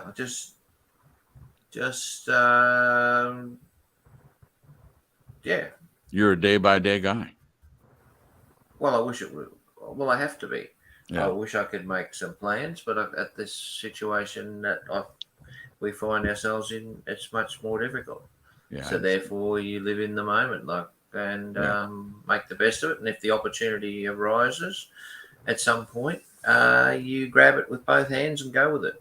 Yeah, I understand. Thank you, Glenn. Yeah, it's pretty obvious, isn't it? Yeah, that's all right. Thank you, Glenn. Nez, what time that lies ahead in your life are you hoping for / looking forward to? Ooh, so many things. You know, I how can you pick them all? I'm looking forward to going shopping for my daughter tomorrow to get her some candy and stuff. That's going to be fun. I'm going to go get her. Oh, cool. Stuff. It's going to be good. And I'm looking forward to my friend Sharon. Her channel's name is Connection of Lives and Interests. I just did a Temu unboxing video dedicated to her because she introduced me to the whole Temu shopping thing. Yeah. And she's just a sweet lady. She just turned 60 years old, and she likes to do crafting and, you know, just a sweet married lady. She's got a little dog named Cosmo. Oh, he's so cute. And Cosmo. yeah, little Cosmo. And so she's doing a thing for her birthday for people to make her things and send it in. So I made her some stuff, and I'm mailing it tomorrow. I cannot wait for her to get it. I'm really looking. I hope I live long enough just to see that happen. I'm so happy about it.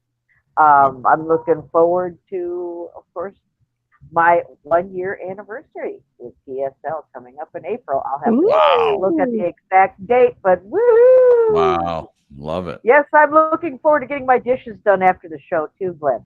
But I am looking forward to my 1-year anniversary. So there's a few things right off the top right there. All right. Thank you, Nez. I appreciate that. Jen, what time that lies ahead in your life are you hoping for / looking forward to?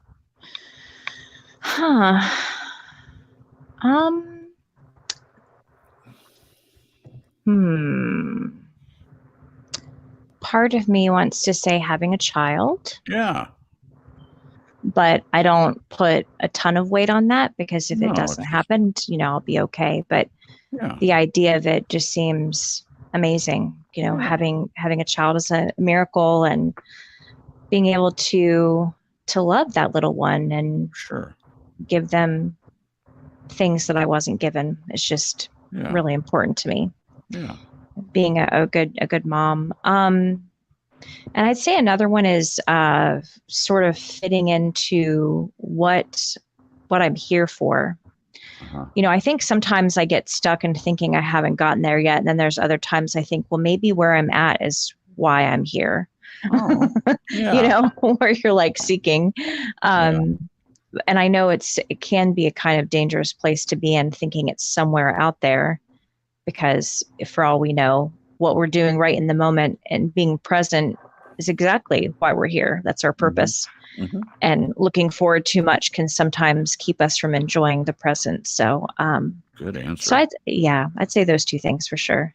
Okay, good enough. All right. So we're probably not going to get to the rest of the questions because I'm going to take forever on this answer. Go to it, buddy. Go to it. It's a great question, as it really is. And I'm just in a place where you know, the Bible says, don't be ashamed of hope. And there's lots of things I hope for. One of the things right now that I hope for is that we are able to get a house and move out of this apartment where the people upstairs they think that the only people in the world, and they're making so much noise lately.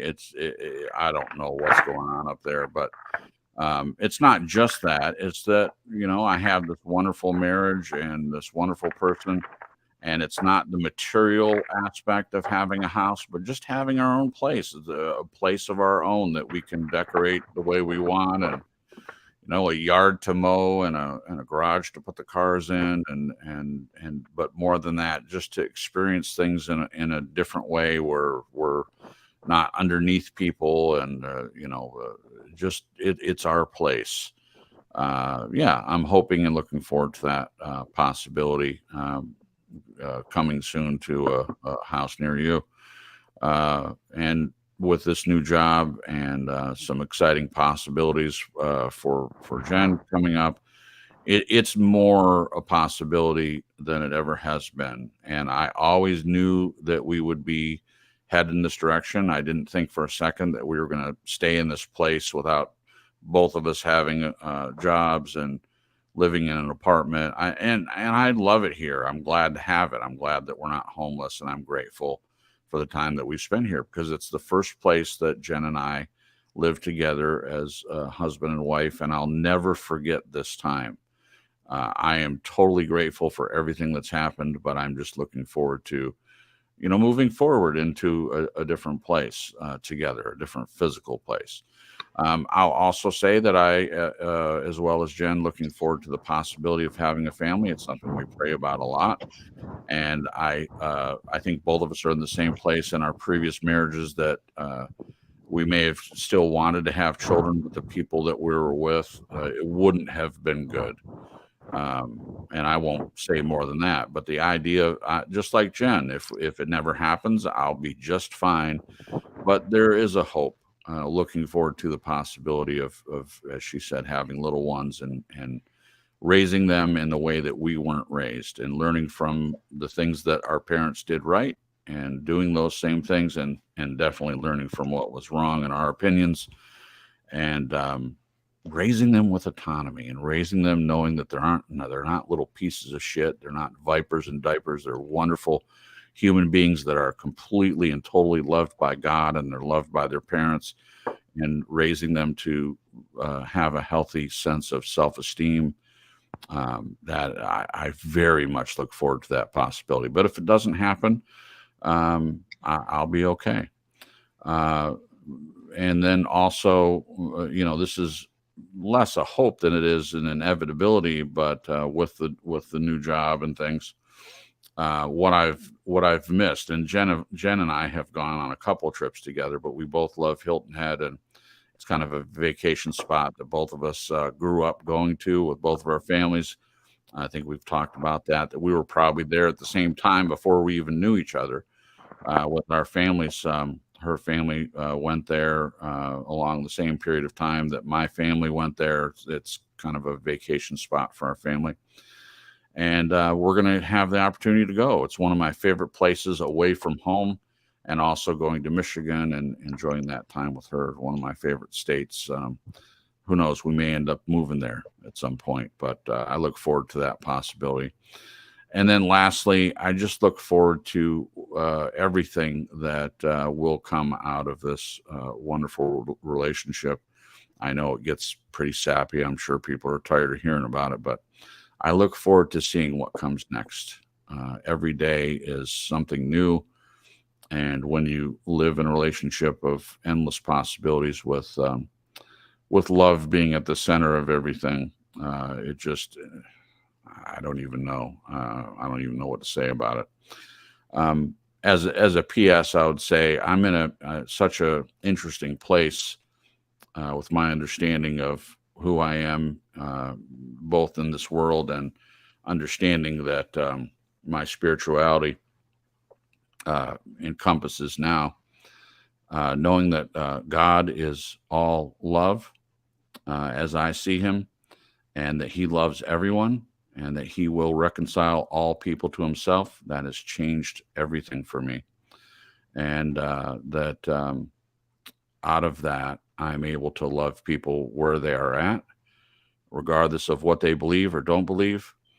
And it has set me free. I am free internally, in my heart, in my soul, in my mind. I am free for the first time in a way that I hope to be able to pass that love, that same love that I feel from God, on to other people, and that love for myself. And I'm sure eventually I'll have to do a broadcast about all that means to me. But hoping and looking forward to experiencing what the Bible describes as perfect love casts out all fear.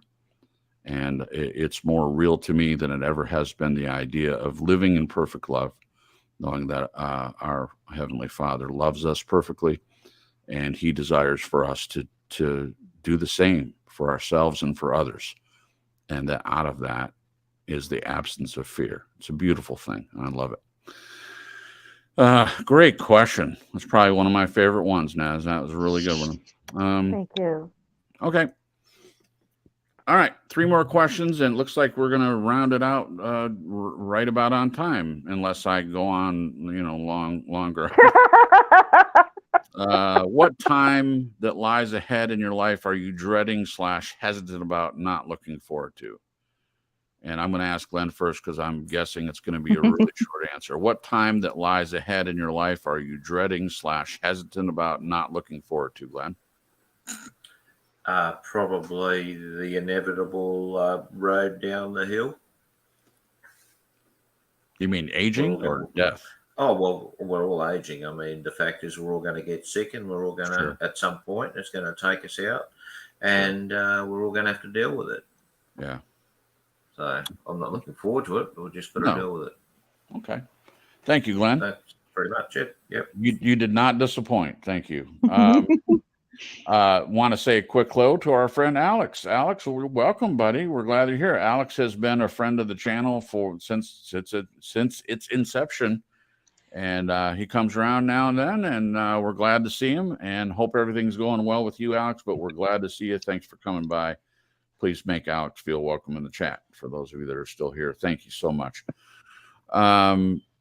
Let's see. I'll go next. It'll also be fairly quick. I am not, I agree with Glenn. I'm not looking forward to some of the aspects of aging. I know that I have no control over it. I can be in better shape, and I'm definitely wanting to eat more healthy. And with all the changes, having love in my life, it really is the best time. And there's not a whole lot that I'm dreading. The only thing, and I'm not spending time dreading this, but gosh, if something were to happen to Jen, God forbid, if I were a person that spent time dreading, not looking forward to, that would be it. But I know that Jen has loved me enough where I believe that that would keep me going. There wouldn't be anything I would forget about our time together. And so that's really the only thing. I'm not afraid of death. I'm not afraid of aging, though I don't look forward to it. I'm not dreading it. There's nothing I can do about it. It's going to happen. If a lot of people on both sides of my family have lived a fairly long time. My grandpa, my mom's dad, died at 80 years old, but he had an aneurysm, but he was fairly healthy otherwise.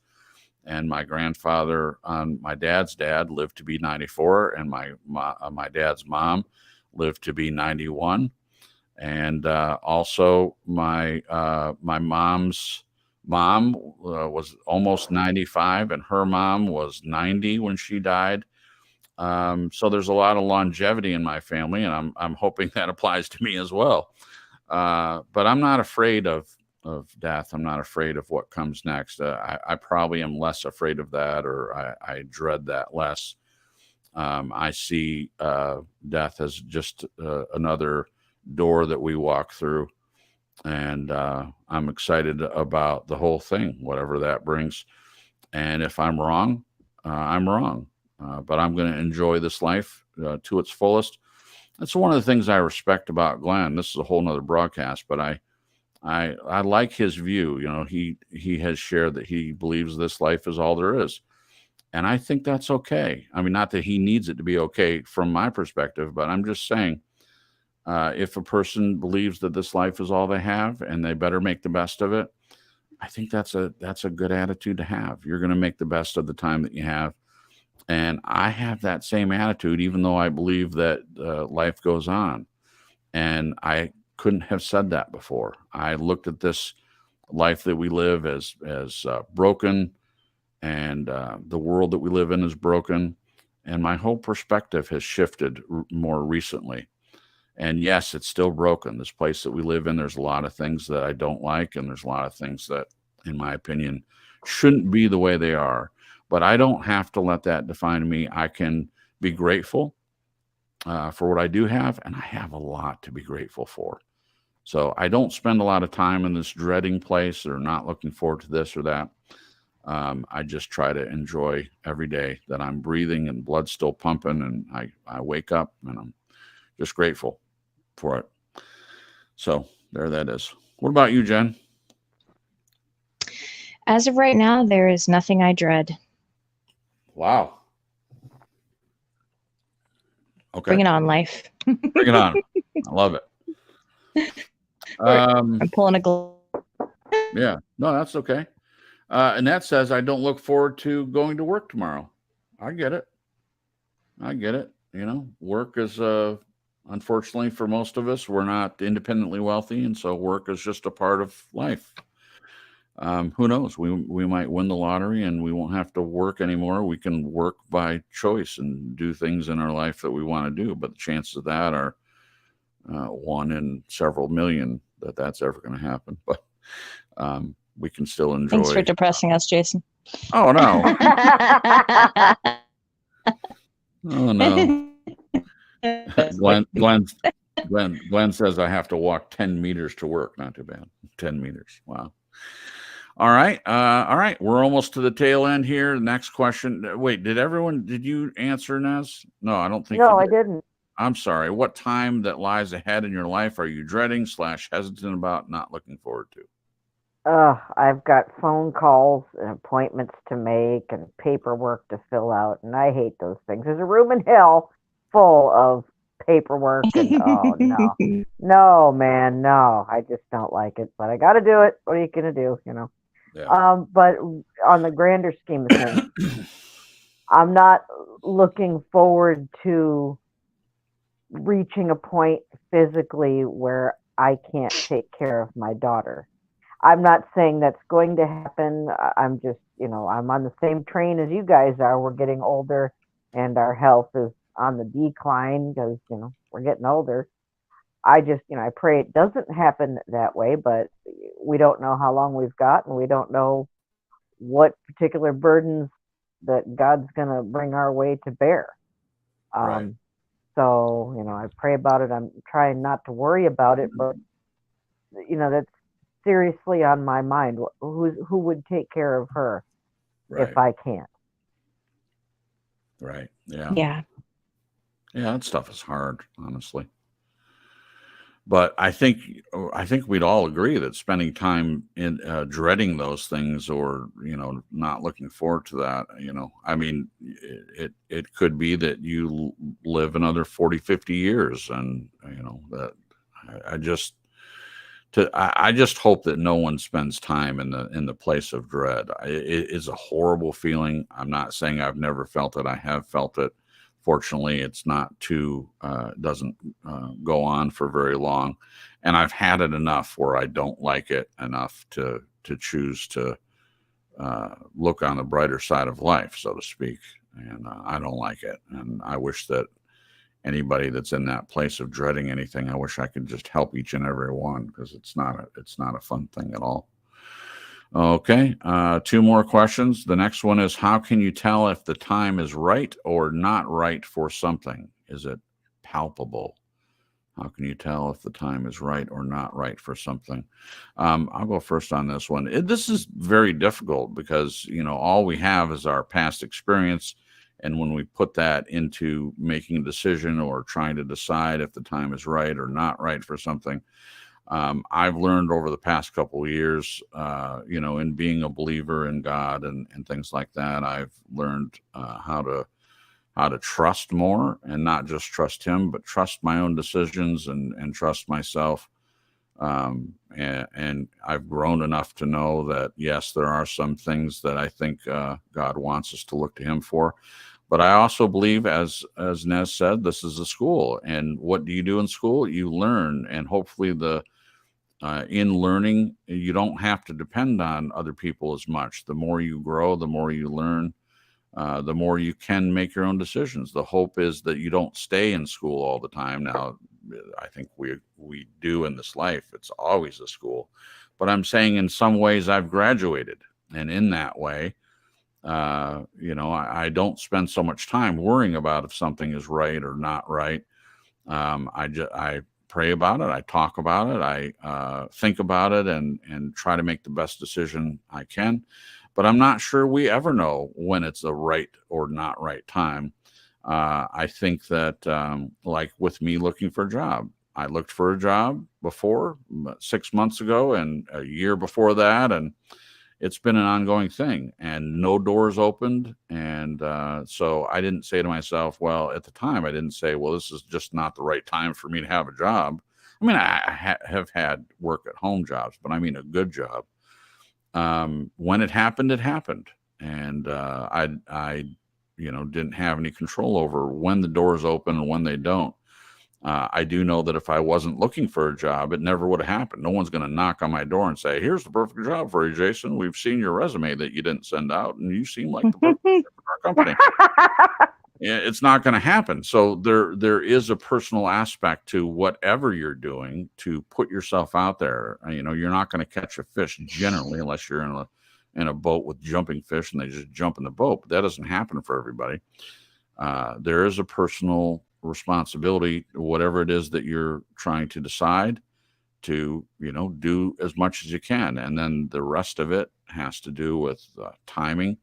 And I don't know that we ever know when it's the right time or when it's the wrong time. I mean, that's true about everything to me. So I don't think there's a real answer to this. The last part, is it palpable? It has been in the past, because I put so much weight into it in trying to make decisions and so much weighing on each decision. But I would say it's less palpable now. It's not intense trying to make decisions. I put as much of myself out there, and if the quote unquote universe says no, or God says no, it's not the right time, then I accept the answer and I just keep moving forward. And that has served me very well. And it's a wonderful thing to have learned. Let's hear from Glenn. Glenn, how can you tell if the time is right or not right for something? Is it palpable? What do you think on this? I think you trust your intuition. And is it palpable? Well, I think it is, if you're prepared to accept that what comes back to you may not necessarily be what you might expect. Wow. So you take the risk, trust yourself, and what comes back, you cop it sweet. I love it. Don't go outcome focused. Just go on the journey, so to speak, the cliched word, and let it all unfold and deal with it in the moment. Easy. I like it. My kids always say, particularly Michael says, "Oh, Dad, you stuffed that right up," because he thinks from a purely logical perspective, and then from that perspective, he's 100% correct. Yeah. He can, where he would see something as, "Oh, you made a big mistake." Yeah.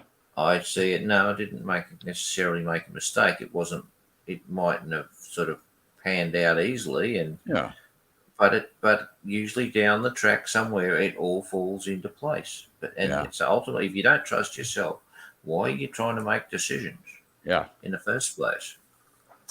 Glenn, I don't know. You're probably aware of this. I'm not sure, I guess, but I learned this part from you. The idea when I was talking to you, I'm sure you remember, I was talking to you about my divorce, and I forget how I phrased it, but I was saying I really effed it up, or I really made mistakes. And you were like, no, why are you looking at it like that? And you explained that, you learn from your experiences, and you can't look at it as it was just a total mistake. It very much is what you're just describing.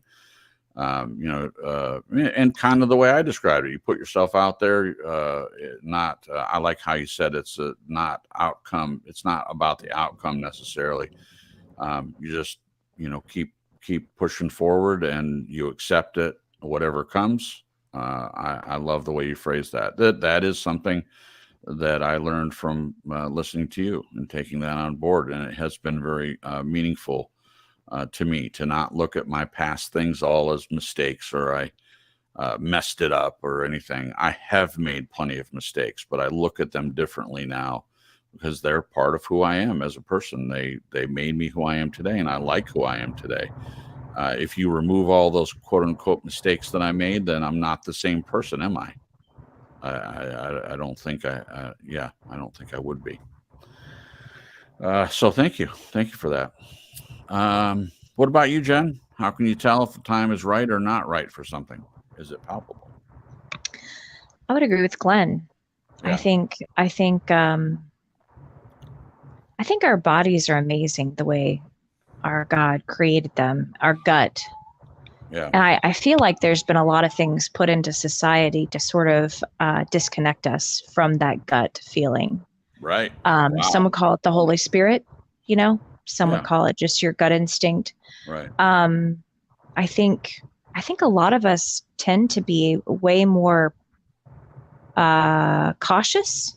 Sure. Or question ourselves. I know I've spent my life questioning myself when something either felt wrong or the right way to go or whatever. So through my healing in the past 4 years, I've been learning to trust myself and also trust the Holy Spirit that lives in me. Yeah. And it's amazing how many times I have made decisions, even though I was like, and then I ended up being, I realized down the road, my gut was correct. Right. But even in those instances, I've learned a lot. And so it's funny how sometimes I think when we don't listen to our gut and we move along a path that was even meant to be, because we've learned things in that situation that we may not have if we had listened to our gut. So yeah. That would be my answer. Thank you, Jen. Yeah. All right, Nez, you're up last on this one. How can you tell if the time is right or not right for something? Is it palpable? It is very palpable. And I agree with Glenn. I agree with Jen. For me, it's all about taking the time and prayerfully going to God and asking his will be done, asking him for knowledge and wisdom and understanding. Sure. What do you want to happen? Let me know. And one way or another, God has not let me down, whether it's a voice in my head, whether it's a sign that I see something around me. Sometimes you catch something that you're reading, just pops out at you. Sometimes you hear a song on the radio. I mean, God can move through anything and anybody. Yeah. And in my experience, he most certainly does. Particularly for me, when the time is right to do a piece of artwork. I can't force it. I can't make, I could make myself try to do it, but it is not going to be the same product or result as opposed to just letting it happen when it happens. Now, some people kind of get impatient and want this done at this time. I personally can't do it that way. I have to wait for the time to be right. And I don't know when that is. But boy, when it's right, it is worth every bit of it. Worth every bit of it. Wonderful. Thank you. All right, last question, and then we'll say goodnight to everyone. Thank you guys for being here. Really appreciate it. Okay. The last one is, what are your 3 favorite times involving True Story Live? 3 favorite times involving True Story Live or from True Story Live. I'll go first on this one. Okay, first time. I mean, I could say it was when I started True Story Live. I mean, that's one of my favorite times that I finally decided to do something. I was in radio for a year, but my dream of becoming a radio personality and stuff like that has been wrought with difficulty. I don't know how to do it. So doing something in my own power and starting True Story Live is one of the, in a lot of ways, one of the best decisions I ever made, because these conversations that come from this, and the growth. I mean, really, honestly, a lot of my growth as a person has come from talking about these topics. You think, well, who's benefiting from us doing this? Well, I would hope that people listening would benefit from it, but come to find out, it's me that benefits from it, from having these conversations, from all these different perspectives, all the questions that we've asked, all the topics that we've covered. I have grown and changed as a person as a result of that. And that's one of my favorite things about doing TSL. The other part was when Jen came on to TSL, getting a chance to get to know her, and our friendship evolved as a direct result of her coming on to the channel with me. I mean, we met before that, but I hadn't really gotten a chance to know her, and that happened because of True Story Live. So that's one of my favorite times. Now, for the last one, I'm going to mix two things. One of my favorite times was when we took a year off, True Story Live. It was a very different broadcast when we had like a revolving door of guest panel members and things like that. In some ways, I mean, it wasn't all bad, but it was disjointed. It had kind of a different feel to it because of a lot of the people that were on there. I was learning how to be a better host, and I hadn't quite, in my opinion, nailed that yet. And so we took a year off, which I think was good. And then when Jen and Glenn and myself decided to start it up again, that was one of my favorite times. It was wonderful to have kind of a different feel to it, a different thrust. And as I mentioned already, it's been so much a part of my growing process, and that was definitely part of it. And then I know this is going to sound kind of cheesy, but my last favorite part is when Nez came on. Yeah. It really, I think we have found the perfect panel. Not to say that no one else will join ever or anything like that, but I think it's a really good balance with answers and perspectives. And this write-up is an example of that. We all have different write-ups and kind of a different path that we take, but each of them, regardless of who does the write-up, all of our discussions and answers and questions and everything that fills out this broadcast, even if nobody listened, even if no one joined the chat and was part of it, it's so valuable. And Marisa, you're definitely a part of the True Story Live family, and I just want you to know that I appreciate you. Thank you. It's been one of my favorite things, and it continues to be that. So that's my answer to that. Let's go to Nez, and you put the question up, and I just had to answer first on this one. But, don't be influenced by my answer, Nez. But what are your three favorite times from or involving True Story Live? When the mutual friend that we thought we once had first brought me here.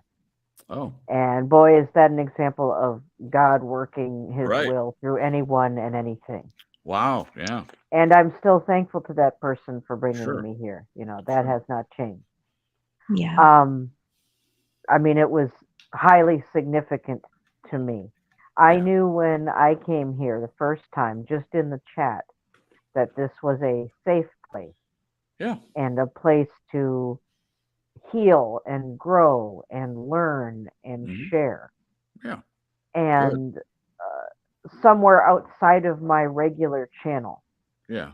That maybe, sometimes you got to go where nobody knows your name, like they say in Cheers. Right. I mean, there's value to that. There really is.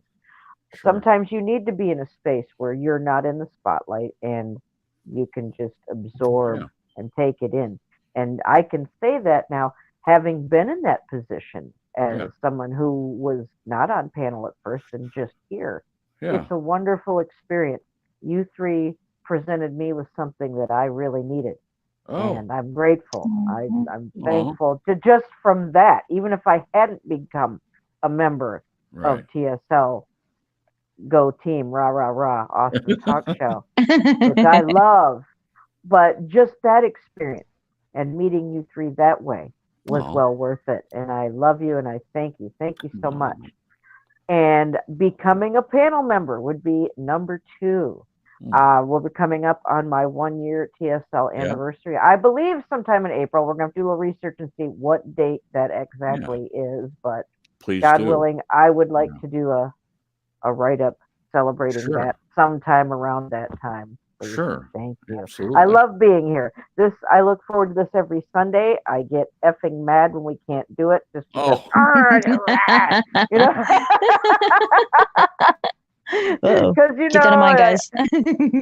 I get in that routine of things, and then you get used to doing it every week, and then when something happens that you can't help, you know, other things happen. But you know, I feel the loss. My long way of saying, I feel the loss when we're not doing this. Yeah, yes, I do. And the last thing I would say, well, there's so many more than just 3. But Glenn saying tonight, what a hard question it was. Wow, that's up there. Thank you, Glenn. I've been waiting for a while to hear you say that. Thank you so much. That's great. Thank you. I appreciate all that you shared, and thank you for your heartfelt answer. I appreciate that. Thank you. You're welcome. Thank you. Jen, what are your 3 favorite times from or involved in True Story Live? Mine might be a little bit different. I'm not going to pick out specific ones. It's going to be a little more just different. So my top would be anytime Glenn is super talkative. Yeah. I love hearing about his experiences. They're very poignant. And I have to say, no guilt or shame, Glenn, but when you have short answers, I get really bummed out. I'm like, oh man. I'm like, come on, listen to that brain over yours. My second would be the times where we're all in like a super goofy mood and we're just super like laughing a lot. And I think it was like 2 or 3 shows ago that we were all just like almost slap happy. It was just so much fun. Yeah. And my third would be when the chat is really engaged and they're sharing, because really and truly, guys, sometimes when we have nights where the 4, I'm like 3, 4 of us are talking. Yeah. I'm like, I can't count. And I think people are just listening, and maybe it's because they're engaged and they don't have much to, I don't know. It really touches my heart when it becomes more about more than just the 4 of us and the people in the chat are engaged and sharing and getting something out of this, because, you know, we're not looking for people to just listen, to just be a fly on the wall. We really, really, I think I can speak for all of us. We really enjoy when people step into the ring with us and answer the questions and share. It really touches my heart, because this show isn't about just the 4 of us hearing ourselves talk. It's so much bigger than that. So mine were a little bit different, but there you go. No, that's great. No, that is the beauty of the True Story Live experience. As your answer is your answer. It doesn't have to be like anyone else, in the same way that the write-ups don't have to be like anyone else. Each of them have their own spirit, their own feeling to it. And I love that. I love that it's not just one person. I mean, Glenn writes more than anyone because he's so good at especially putting series together and things like that. Just briefly, I really learned how hard what you go through when I did the series on Is God Toxic?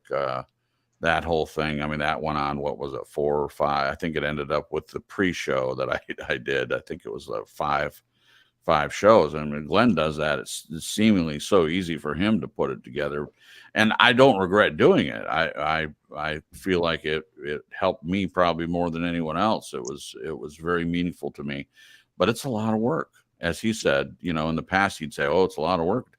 I didn't understand it because I'm just doing 1 show, maybe 2 shows at a time, and I didn't put as much effort into it, honestly, as I did the last series that I did. But it pays you dividends back when you put that kind of effort into it. But anyway, different flavor from anyone that's doing the write-ups, and I'm glad it's not essentially just one person's perspective. Like this write-up tonight that Nez did is wonderful. A lot of great conversation came out of this, and a lot of different perspectives and things like that. And hopefully it's been meaningful to everyone else as it has been to me. All right, Glenn, you're last on this one. What are your 3 favorite times from or involving True Story Live? Well, first of all, I'm going to say that I really didn't know until this evening that your intuition told you better set up True Story Live without any forethought or foreknowledge that this hot woman was going to come along and you could use TSL to chat her up. That's hilarious. Beautiful. So, and that's that. You guys said pretty well, but I'm going to add two more to the list. I can't think of 3 at the moment. Okay. For me, really, the thing I've liked the most is connecting with people off the show. Yeah. Okay. Yeah. That's come from, you start to learn a lot more about people when you are one-on-one in conversation with them. Yeah. So I think that's, and some things have ended well or been ongoing and they're good, and we had, we've had some very unfortunate things happen as well. So sure, but it's all part of that being available, because TSL is not just Sunday nights. Right. Every person here is available. Yep. To someone who wants to reach out and have a chat, whatever. And the other one is I do like doing the write-ups. Mm-hmm. So. Wow, that's wonderful. I'm glad. Well, if I didn't, I'd be in big trouble. Right. I would be struggling like crazy, but it's not a chore. Right. That's for sure. But good. It is, as you said, it is very time consuming. Yeah. Thank you. So, but that's my 2. There you go. Okay. Thank you. Awesome. Good enough. Thank you, Glenn. All right. We may not like some of what comes our way on our life's path, and we can always select a different path, but our overall journey remains the same. There is indeed a time for everything, but nowhere in that verse from Ecclesiastes does it ever say there's a time to give up on the precious gift of life we have been given. Accept your ongoing assignment to be here with the rest of us students of life with as much love, gratitude, patience, humility, and joy as you can. And remember, the best times are yet to come. And a quote, your future is created by what you do today, not tomorrow, end quote. And that's from Anonymous. This has been True Story Live, and it was titled A Time for Everything. And we appreciate Nez putting her time and effort into putting a lot of love into this write-up and what it was asking. We appreciate that so much. We appreciate everyone who took the time to join us on this Spring Forward Sunday evening at an earlier time. Thank you so much. As Jen was saying, and I won't say it as well as she did, but we do appreciate everyone, whether you're just listening, whether you're involved. We do like it when you are involved in the chat, but either way, if you're listening to the broadcast and you never join the chat, we appreciate your taking the time to give us your ear and to give us your attention for the 2 hours plus. Sometimes you are loved, you are appreciated, you are delighted in, even if we've never met you. Appreciate you being a part of it. I just want to say good night to everyone listening. If you're listening to the playback, thank you. And if you haven't already, please just do us a favor and give us a like. And if you have any comments, please put them in the comment section. We do read them. And as Glenn mentioned, if you want to have a chat outside of TSL with any one of us, just please reach out. You can put it in the comment section. You can put it in the chat. You can email any one of us if you'd like to, and we will respond. So please do that if you have any interest in doing that. So good night, everyone. Thank you for being a part of tonight's broadcast. We hope everyone has a good week, and please join us next Sunday, Sunday at 7 p.m. Eastern Standard Time. We appreciate you guys very much. So good night. Jen, if you could take a second to say good night to everyone. If you have any closing comments, please make them. Absolutely. Another wonderful show. And just wanted to say, Alex, I'm so glad to see you in the chat. I'm glad to see all of you guys, but I haven't seen Alex in a while. So just really, really glad you popped in, Alex. I said your name a lot. Sorry, that was weird. Anyway, it's so great to be here tonight. Wonderful write-up, Nez. Great questions. I was challenged by a couple of them, but in a good way. Yeah. And very much look forward to next week. I don't know what we're doing yet, but it'll be glad to be back. It's definitely a highlight of my week. Thank you guys for joining us. Thank you. Thank you. Want to say a quick hello and good night to Joni's Not So Fast. I love that. What a great channel name or a great handle. Joni's Not So Fast. I love it. I don't think I know you, Joni, but I hope that changes. We're glad that you're here. And Joni says, thank you for the stream, guys. Thank you for showing up and thank you for your comment. We appreciate you being here. Hope you'll come back and spend some time with us again. And I will just quickly say, I also like seeing Alex. I like everyone that comes in the chat, but Alex has been a friend of ours for a long time and we're always glad to see him. So thank you for being there. I hope everything's going well with you, Alex. All right. So Glenn, if you would take a few minutes to say goodbye to everybody. If you have any closing comments, please make them.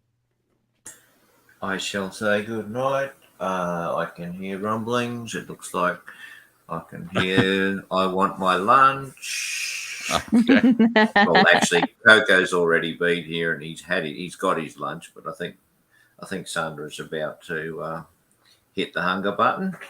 Yeah. So the servant of the house better get on with the job. Okay.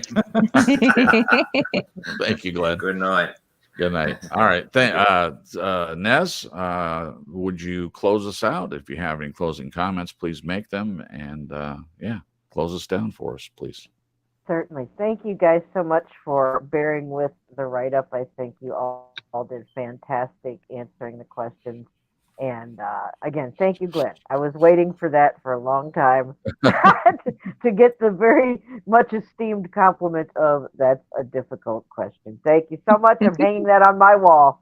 Yes, sir. Thank you so much.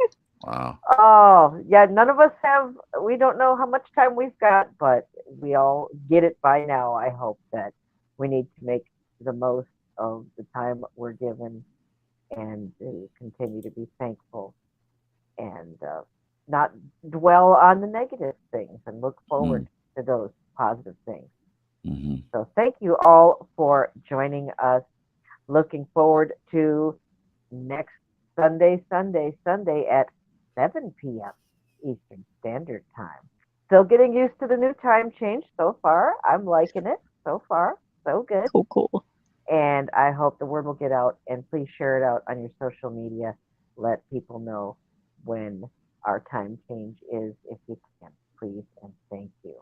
All right, well, you guys have a blessed week that's coming ahead of here. I'm going to be having a great time, and I'll be certainly praying for all of you guys, too, that you guys have a great week.